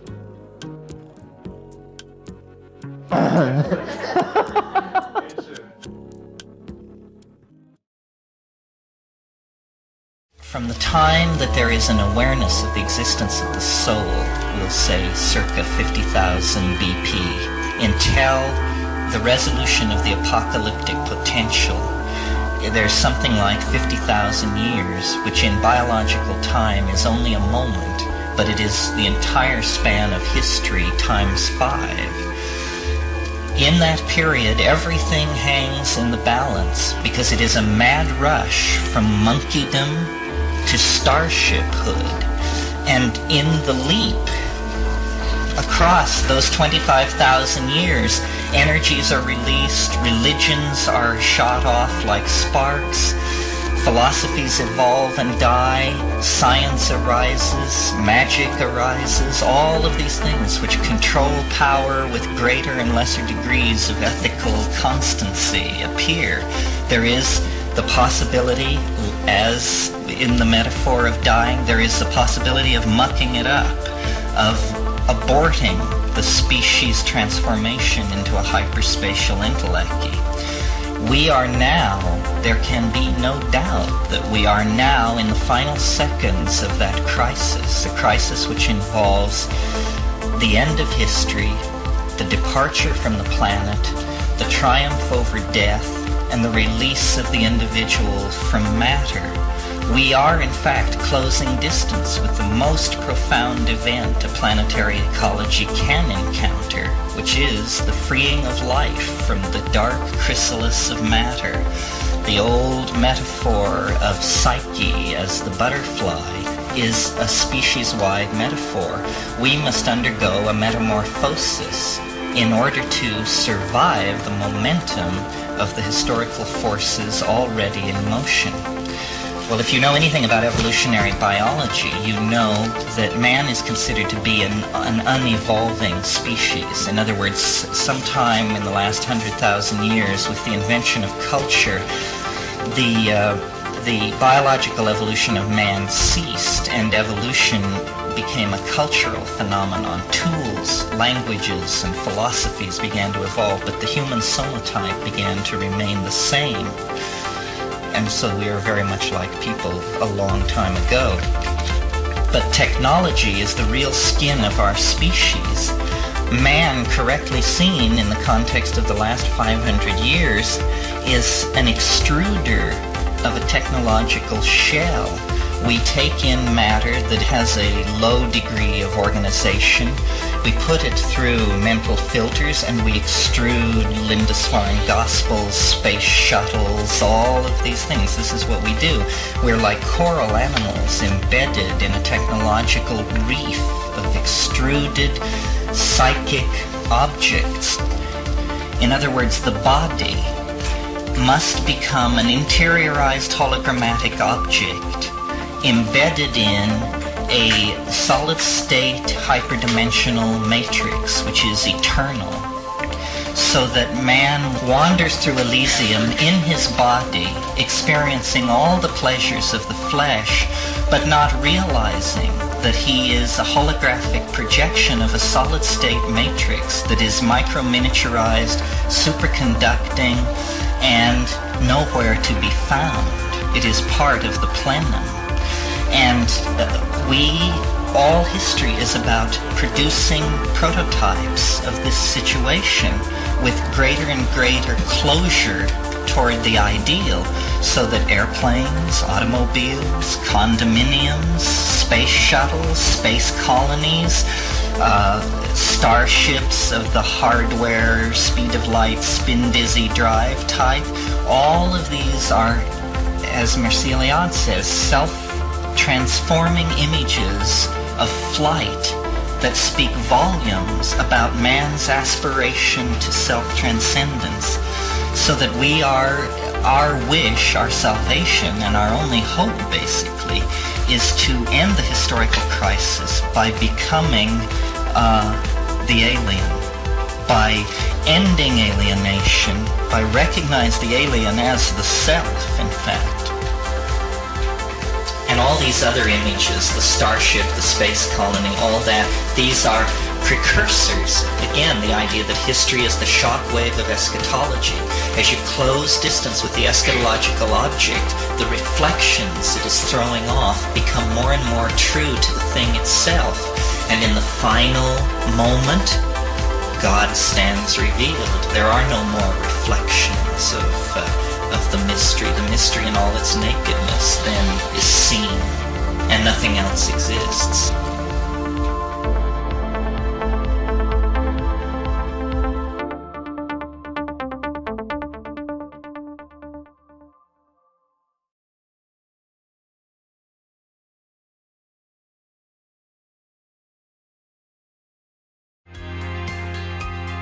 The emergence of organic life from what preceded it is as dramatic a miracle as anyone could imagine. The emergence of language from mute bestiality, which is only 100,000 years in the past, is as dramatic a miracle as anyone could imagine. The emergence of a planet instantaneously unified by electricity and media is, and this is only 50, 60 years in our past, it's still going on, is as dramatic a miracle as anyone could imagine. It's absolutely irrational to not be filled with the fire of consuming hope. You just have to overcome the leveling that we inherit from these empty existential scientific ideas. And when we do that and lift our eyes to the real, living, spiritually empowered reality that exists in nature, in society, in our lover, in ourselves, then you see that the peacock's tail, the cauda pavones, is a transcendental object at the end of time.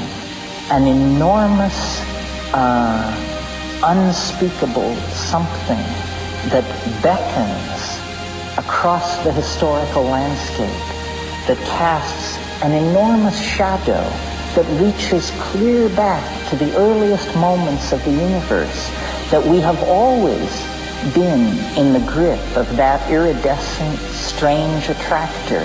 It has propelled our poetry, our art, our best moments have always been when the tiny spark of that alchemical completion burned for a moment in our mind, in our life, in our perception.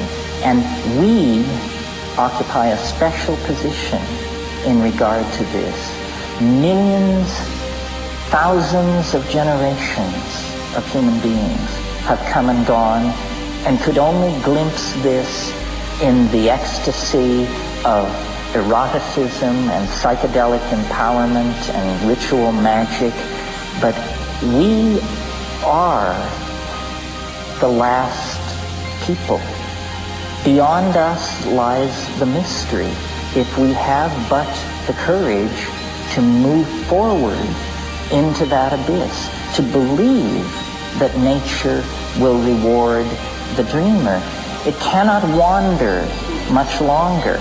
All of the preconditions have been met, and the peacock's tail grows daily whiter and more radiant and more brilliant as we sense now, breaking into our dreams, breaking into our waking lives, the presence of this attractor. It has always given people meaning, but we are the privileged inheritors of that meaning, and we have then the privilege of putting it all together in one piece and standing ready at the end of history to go into the mystery and be completed.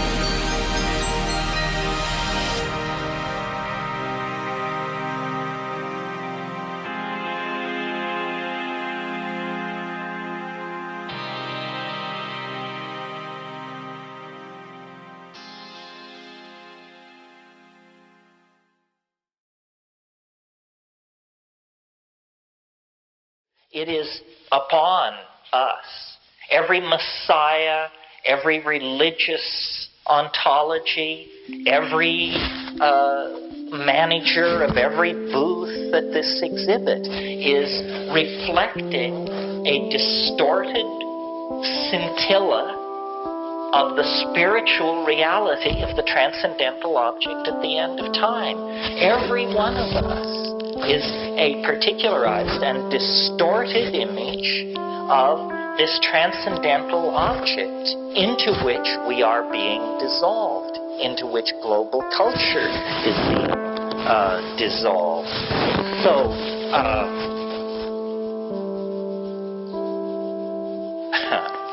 well, so what?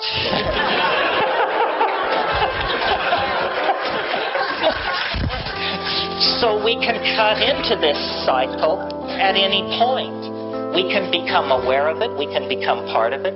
We can deny it. There is no loss in the circuit.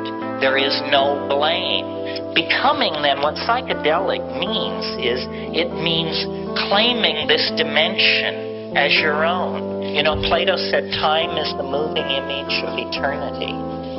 That moving image of eternity can be beheld in the silent darkness of the mind on 5 grams of psilocybin.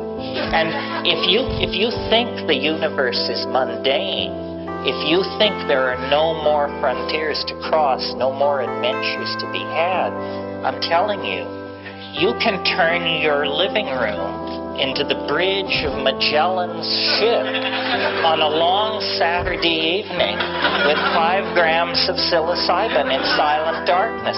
We are living in the most empowering age in human history because all of the energy of the ancestors, not only the human ancestors, but our animal, our primate ancestors, all of that energy pours into, is focused into this moment. We are the transition generation. We have 1 foot in matter and 1 foot in hyperspace. And we can redeem the trust of thousands of years. All of the horror of history can be redeemed if we don't drop the ball.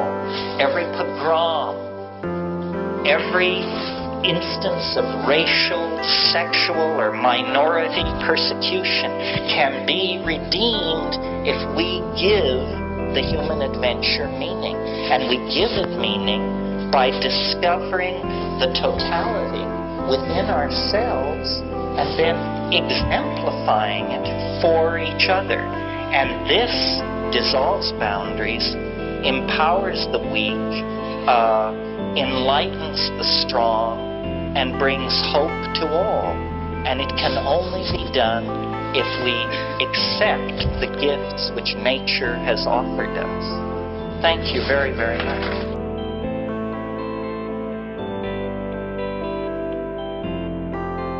The last thought I want to leave you with, which is a sort of coincidentia oppositorum thought, because it will bum some and exalt others, is the one thing that I've learned from psychedelics that seems secure over all the decades and the, embracing one idea, one ideology after another. The one thing that seems secure is a truth that is hard to hear in the context of a dominator culture with an obsession with the material world. And that truth is that nothing lasts.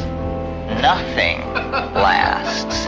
You know, your enemies will fade, your friends will fade, your fortune, your poverty, your disappointments, your dreams, everything is in the process of changing into something else. So your agony is about to be assuaged. On the other hand, your happiness is about to be destroyed. So the obligation that comes out of this realization is an obligation to the immediate moment, to this thing that I've been calling the felt moment of immediate experience. It isn't who you were, or what you were, or who you will be, or what you will be. It's the felt moment of immediate experience. And this has been robbed from us by media and by our tendency to denigrate ourselves, to see the world in terms of the great ones, not here, whoever they are. Aristotle, Madonna, Jesus, whatever your particular bent is. The overcoming of neurosis, of unhappiness, of toxic lifestyles is the felt presence of immediate experience in the body, in the moment. And, you know, psychedelics, sexuality, gastronomy, sport, dance, these are the things which put you in the felt presence of the moment. And that's really all you ever possess. Your memories are eroding away. The futures you anticipate will mostly not come to pass. And the real richness is in the moment. And it's not necessarily some kind of be here now, feel good thing, because it doesn't always feel good, but it always feels. It is a domain of feeling. It's primary. Language is not primary. Ideology is not primary. The propagation of future and past vectors is not primary. What's primary is the felt presence of experience, and that is the source of love, and that is the source of community. If someone had never taken psychedelics and had no interest in it, and had come here because they thought this was the Traegering group, I think they would be truly alarmed and disturbed by what they hear, because we appear to be mad people, because we appear to be fully engaged with an unseen, invisible world, and we're calling it the cause of history, the purpose for the future, and the basis for everything going on between us. But nobody said life was simple, because every single person who does this is seeing things no human eye has ever fallen upon, and it is a realm of ideas, and we do each bring back different souvenirs from that place. We are all equally qualified. We don't know who will spot the whale, but everyone should have their eye peeled, because that's what we're doing. We're searching for an encounter with Leviathan. Nature is God. That was the informing vision of Moby Dick, and it's a good one to carry as a metaphor into the psychedelic experience. There again was a perfect example of the male ego unable to release into the matrix of nature until it literally dragged them into the depths. Through the building of community, through the music and the dissolution of boundaries, through the use of these psychedelics, the shaman are showing how you create an archaic style culture after 5,000 years of human history. Because we can't abandon technology. We have 6 billion people on this planet. But the shaman and the rave culture are showing us how we can take what was best in the society of 25,000 years ago and bring it into the center of our lives and live it again, and create a community of caring, intelligent people who've got their heart connected to their head and their heart connected to their feet, so that through dance, feeling, philosophy, sexuality, art, we manifest the creativity that is going to be necessary for us to save ourselves. This is the key, you see. If the expansion of consciousness does not play a major role in the human future, what kind of future is it going to be? My goals are very modest. I'm very pleased that it chose to confide so concrete an idea in me. But if it had never chosen to do that, I still would die a happy man with the unspeakable experiences of beauty that it has shared with me. Because my psychedelic trips these days are not about the time wave. The time wave is pretty much a done deal. So I think it's like everything else in life. Intent is everything, and impeccability means in that domain, do not seek to use. Do not seek to use. It's a religious mystery, and that doesn't mean it's an unsolved problem. It means a mystery. And life is only worth living as long as the mysteries continue to inform, transform, and inspire us. And the last thing I want to say, and then I'll leave you, is the truth can take care of itself. You don't have to approach the truth with eyes lowered and gaze averted on bended knee. That's how you approach bullshit. But the truth is so powerful that you can kick the tires, turn over the engine, check the odometer, and nobody is offended. Truth is real. It can stand the test. And that's why, I went all over the world looking at various spiritual traditions. I don't feel it's putting them down to say that they were ineffective, because they were all great aspirations. But the only real open doorway that I ever found were the plants. This works. In other spiritual disciplines, everybody wants to go faster. They want the Roshi to give them further empowerments. They want further information, postures, secret teachings, so forth and so on. Once you reach the psychedelic experience, the accelerator is far less interesting than the location of the brakes. That's what we're looking for. We're not trying to push. We all know how to push this so fast we can't stand it.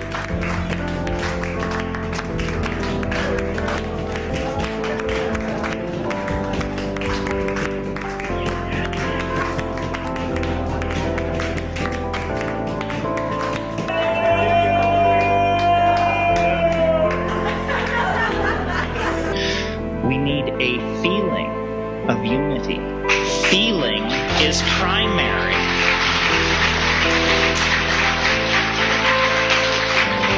So it doesn't come out of intellectual exhortation. It comes out of a personal act of courage made by the individual. An act of courage which involves surrender. Surrender is the opposite side of the coin of ego. The central issue of our times is our inability to surrender to what we know is right. We have the ability to feed the hungry. We have the ability to educate our children, to clean up our environment, to eliminate sexism, to eliminate racism. The question is, can we change our minds fast enough? Not can we change our minds, but can we change them fast enough? A return to archaism with the lessons learned in history. That's where we were happy. The fall was a fall into a vale of tears, into a world of limitation and pain and suffering and infectious disease and so forth and so on. It's a prodigal journey into a lower dimension that can now be ended by a collective cultural decision to commit to this Taoist, shamanistic, feminized, cybernetic, caring, aware, present kind of being. I mean, it's nothing more than what each of us is in our very best moments. But we have to extend those very best moments to fill whole lifetimes.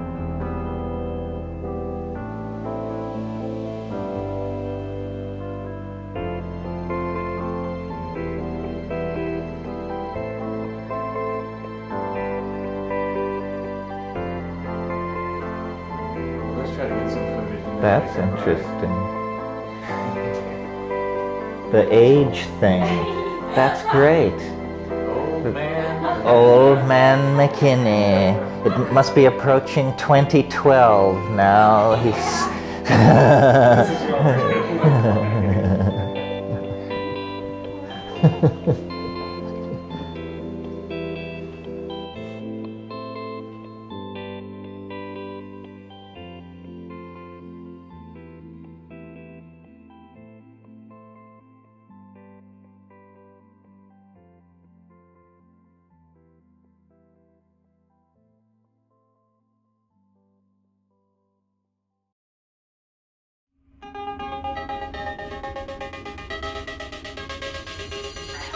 Really, I think that the spirit of childlike, untrammeled curiosity is what we're striving for.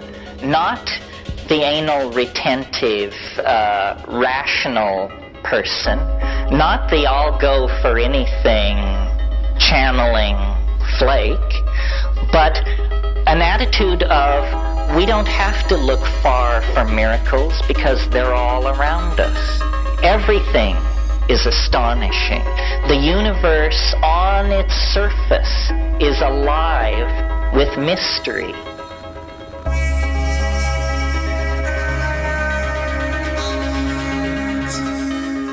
We are not going away. We are not slack-jawed, dazed, glazed, unemployable, psychotic creeps. We are pillars of society. You can't run your computers, your fashion houses, your publishing houses, your damn magazines. You can't do anything in culture without psychedelic people in key positions. And this is the great unspoken truth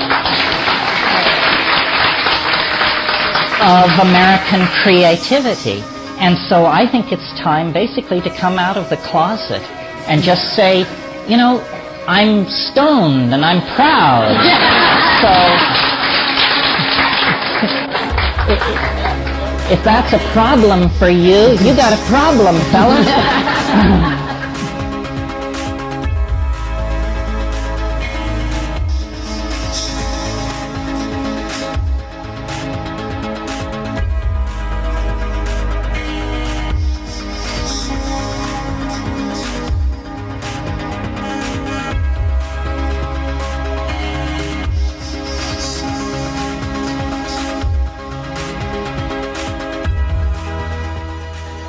What bothers me about all these new drugs is that they are escapes from the obligation to do strong drugs.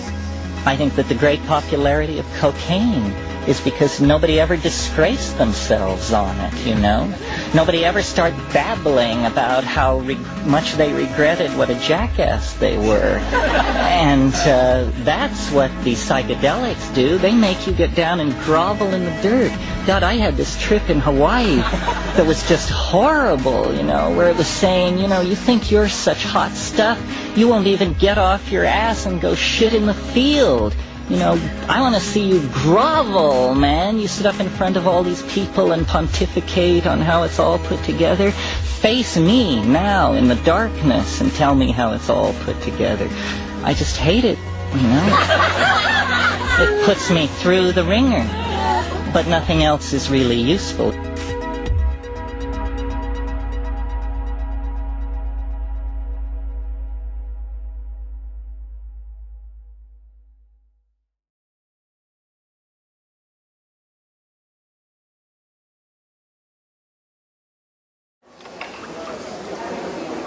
Can I ask you a personal question? You can ask me anything you'd like, Terence. It's not a personal question to you, it's a personal question from me. How do you like having the projection of special identity constantly laid on you? It's a sadhana. It's my practice. That's a good answer. Although you didn't say how you liked it.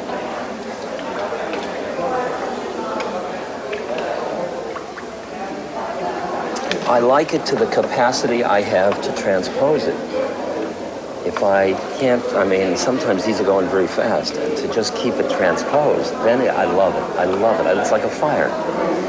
If the minute I start to lose it, it's a fucking drag. It really is. Because, I mean, you know, I was in a situation in Miami where all these women with blue eyes and coiffured hair were grabbing at the buttons of my jacket. And I thought, oh, I don't want this. Whatever this life is, I don't want to be part of this. I mean, this is, they eat your flesh, finally. Sure. But I realize at any time, I can walk away from it. And it's my, you know, I'm a free agent. So do you never get in a situation where you say, gee, I'd like to do X, but Ram Dass would never do that? My stock and trade, or my coinage, is in sharing just those predicaments publicly. See, I've turned it into, right? You've managed to, but public confession is the subtlest form of wastrelry. Of wastrelry, yes. I do it myself. Say, I'm not a good guy, don't follow me, I'm a bad guy. Then I leave the stage and say, now I can really be a bad guy. Come up and see my holy pictures. That's one of my lines in my lecture.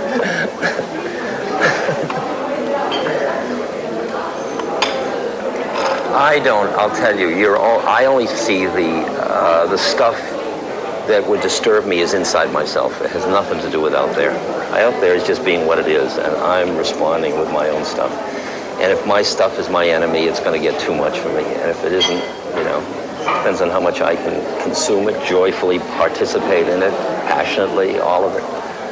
Well, you've sort of achieved a unique synthesis. I mean, you're almost a secular holy man, because I don't care much about what you believe or who you light candles to. Basically, I think I heard you describe yourself once as a kind man. And you've gotten incredible mileage out of that because there are so few.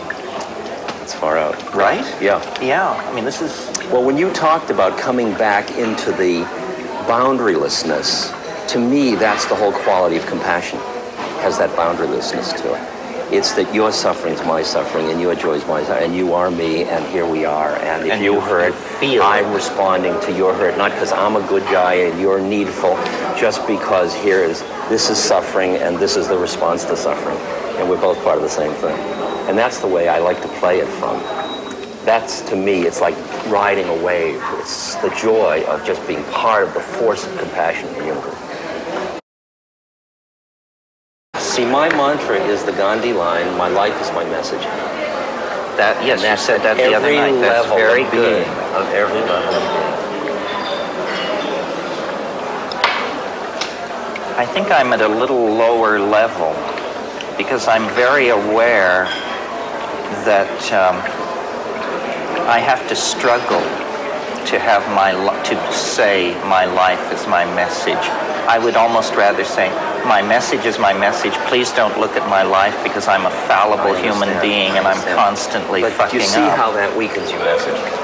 You see how that quality means that the message doesn't come from the root, the central. There's a way in which it waffles. True. And that's the thing. I really can't. Once I saw the possibility of that, I said, why waffle? What is worth holding on to that's worth waffling about? Well, I once said to Leo Zeff, I'm sure you knew Leo, I said to him in a meeting, I said, Leo, you're finished, you're completed, you're baked. Me, I'm half-baked. And I hope that the rest of my life will finish the baking process. You're not half-baked. That's what's interesting. I mean, when you and I talk, you and I hear each other perfectly. Truth. And so where are we hearing each other from? I mean, then we each play our game the way we play our game, you know, and you can play your game saying I'm half-baked. That's your strategy if you choose. It's a mercurial strategy. Yes, I understand that as such. Here's to Mercurius.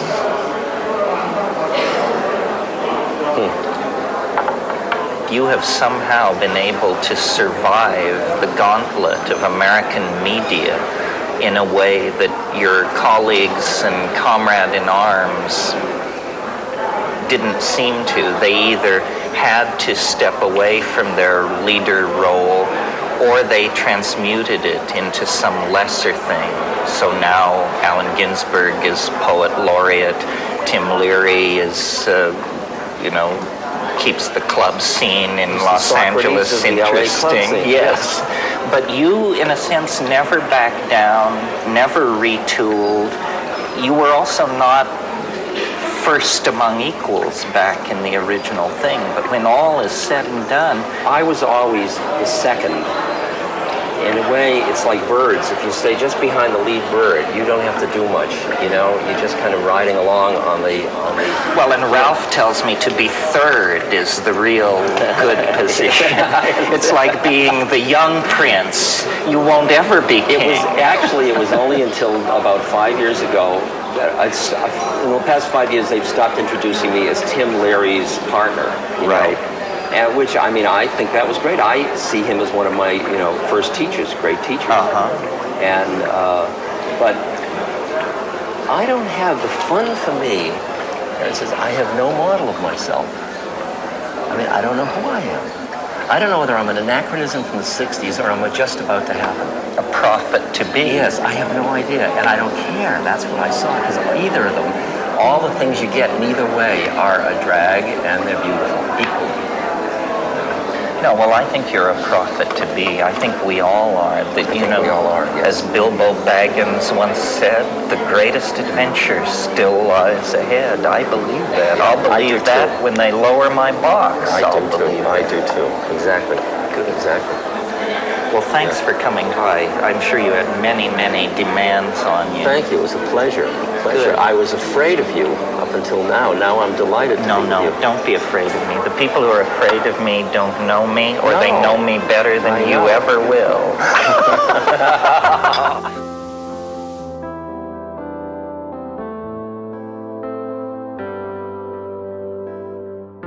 But then there's another thing which I do, which I'm a little more nervous and touchy about, which is I tell you what I think.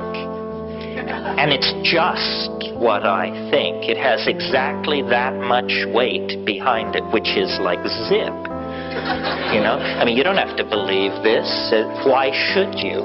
But based on 25 years of fiddling with this stuff and then doing a lot of reading and head scratching, I've come to the conclusion that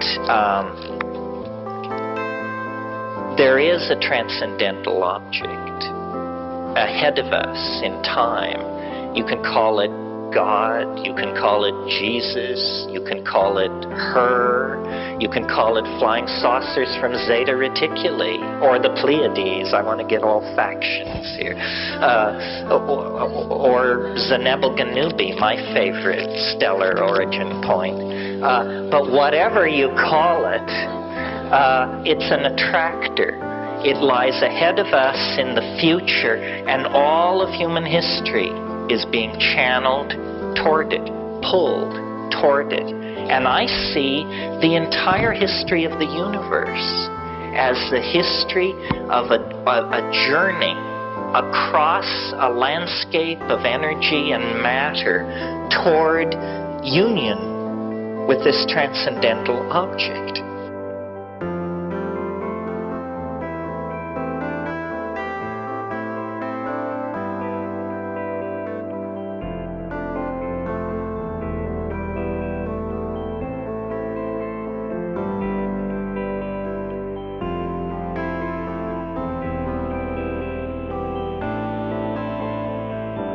once I got over here to Honolulu and we were facing these doctors, I said to them, I said, you know, if you want to guilt trip me, I have a history of psychedelic and recreational drugs. And they just waved it away as preposterous and said, no, this comes out of your genetics, this comes out of the environment, this is not about smoking dope in the evening. Well, that just tore another question right out of my hands. And so you asked it yourself? Oh, of course, because I knew that anybody hearing this news about me was going to say, remember all the drugs he took? Right. Yeah. See what happened to that guy? Here's a bad example. These scientific doctors don't hold out much hope. I mean, I think they're trained to look you right in the eye, and they do, and they say 6 to 9 months, no escape. And so that's what they're telling you now? That's what they're telling me now, yeah. I think what we're really talking about here, Art, is the power of love. That's right. And once they pull the rug out from under you and give you a death sentence, suddenly the lights come on and you realize that love is what it's all about. And love is what keeps people going. It cures diseases. It brings children into the world. It makes people able to die with dignity. What do you believe about us?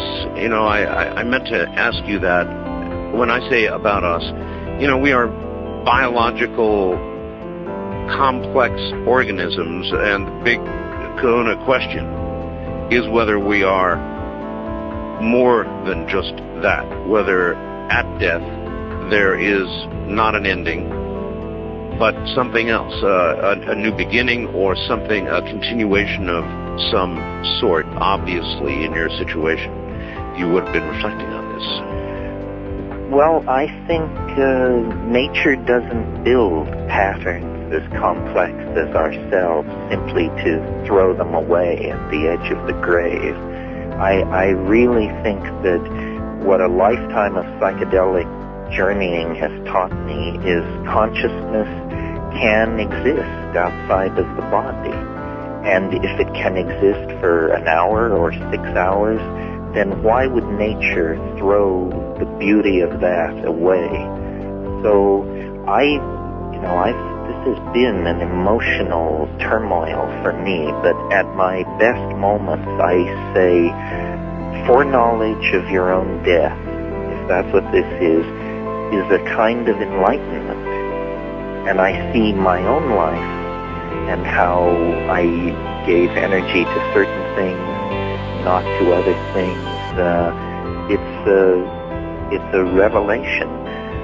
I could have treated people better. I could have been more compassionate, more kind, more open to people. You and I have had many a conversation where I was knocking various ideas or systems which I felt were flaky, and maybe I still feel they're flaky, but what I now see behind all that was the intent and the compassion, the desire to make life, whatever it is, an easier journey to whatever it sweeps us toward. When you review your life, Terence, it's been a pretty good one mostly, hasn't it? Oh, it's been a fantastic life. I mean, I've been many times around the world. I've written books. I know everybody. I've eaten in the best restaurants. I am surprised, Art, at how, I wouldn't say this is easy to take, but if somebody had described this happening to me, I would have assumed that I would just panic and fling my mind away, and instead there's been a wonderful consolidation and appreciation, and I'm ready for whatever comes down the pike. This has been a long, strange trip, and I want to live, but if that's not in the cards, I want to do a good job with the time left to me and to learn from this experience.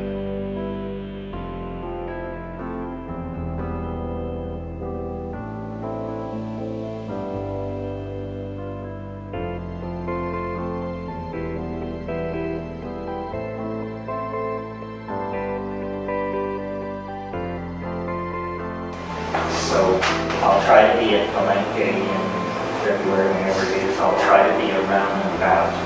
If I'm not, then you know I'm off behind your eyelids. So I'll meet you there.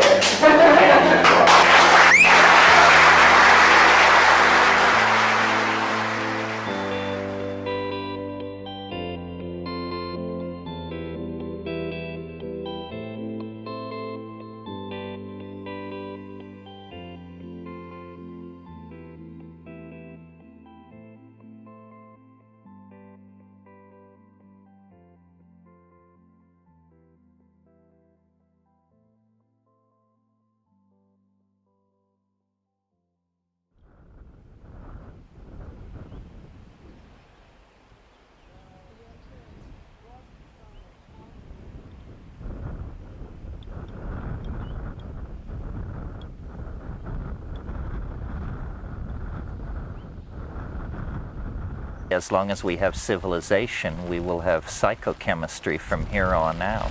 So it's up to us to manage that. One way of managing it, I think, is to exhibit enough sense to come in out of the rain. So why don't we?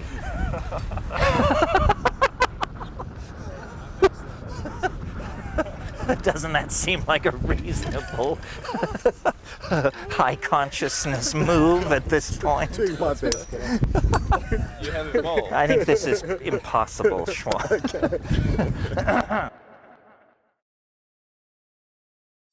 Plants are what we're talking about, and I used to sort of shy away from the word magic, but more and more I've come to like it, because it makes the right people so uptight. And say, just talk about magic plants. Who's going to bust you for magic plants? You say, you mean drugs? No, just magic plants. Say, oh, I see. Well, you're an airhead, so... So what I'm talking about this morning is my hope that the awareness of psychedelics as a personal force in each of your lives, I don't think I have to talk to you about that. You're self-selected for being here, and you know that. What I want to talk about is how important it is to re-understand our history, to re-understand that this is us. We didn't get to this place by ourselves. What distinguishes us from the other primates is that we formed a symbiotic relationship with a mystery. And the mystery is an intelligence on this planet. We can't say how long, at least as long as we have been here, may have come from the stars, could be an extraterrestrial intellect, could be the dark recesses of our own mind that we have evolved so far from that we cannot recognize. But we might as well treat it like an extraterrestrial, because no extraterrestrial that we are going to meet is going to be as alien as this thing that we have found in ourselves. The aliens of Hollywood who come in metallic ships with an interest in our atomic power plants or our redwood trees or whatever are just like the guy living next door compared to the entities that we find in our own mind. So it doesn't do any good to psychologize the alien and say, as Jung attempted to say, well, it's the autonomous other. Autonomous psychic components in the human mind present themselves as elves, fairies, sprites, and aliens. Once you've met an elf, a sprite, a fairy, or an alien, you realize that waving the wand that says this is a component of your own psyche is just ludicrous. It's as ludicrous as me waving a wand at you and announcing that that's gotten rid of your existential validity because you're a part of my own psyche. You know, it's madness when applied to another person, and I think it's equally appropriate when applied to these entities contacted in the trance. To do that, to try to reduce it, to say, well, it's just one part of my head talking to another, is to fall into this paternalistic scientific desire to have it all be very neat. How would it be if it's not neat at all? How would it be if nobody really knows what's going on? How would it be if understanding what reality is actually depended for you upon you? And that book by Fritjof Capra that you paid $18.95 for isn't going to do it. And neither is sitting at the feet of some guru. That it's serious business. And the first thing to understand is that nobody knows. That you're not looking for a teacher. It hasn't been found out. It's not sitting on the shelf of some library. It is being figured out now. And your job is to die with the state-of-the-art understanding having emerged into your mind 5 minutes before you got there. And then, you know, that will carry you through. We need to awaken to the adventure and the richness and the openness of the game. The rules have not yet been forged. We will forge the rules ourselves, each for ourselves and each for the rest of us, by working forward through this thing. I think we're at the very beginnings of grappling and dealing with the psychedelic era. We are like people talking about evolution in 1855. You know, a few of us have read Darwin's paper. Nobody's sure exactly what it means. It's a strong intuition of something. The species thing is a problem. Nobody's quite sure. There's a new model of life and culture ahead of us, and it comes out of exploring with each other the places we have been by ourselves, the places that we have gone and been taken by the Spirit.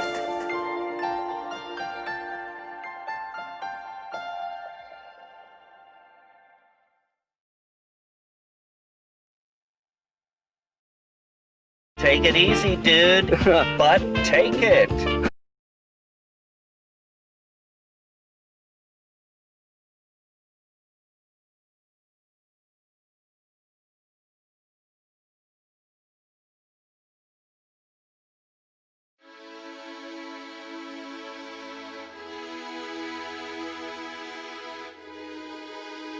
And it's the heart of it that is so hard to talk about.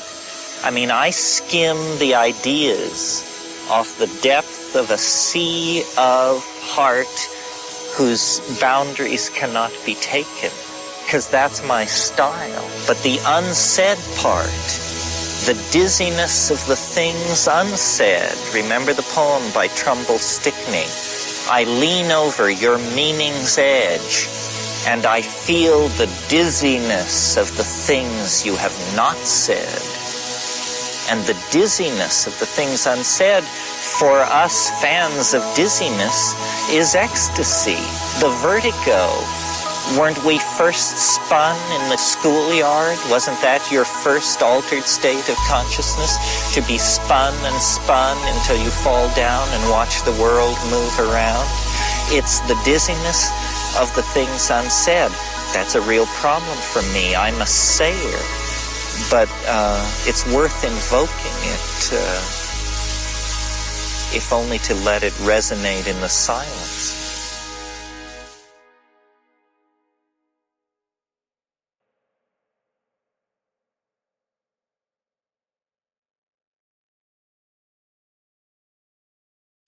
So that's the end of my song.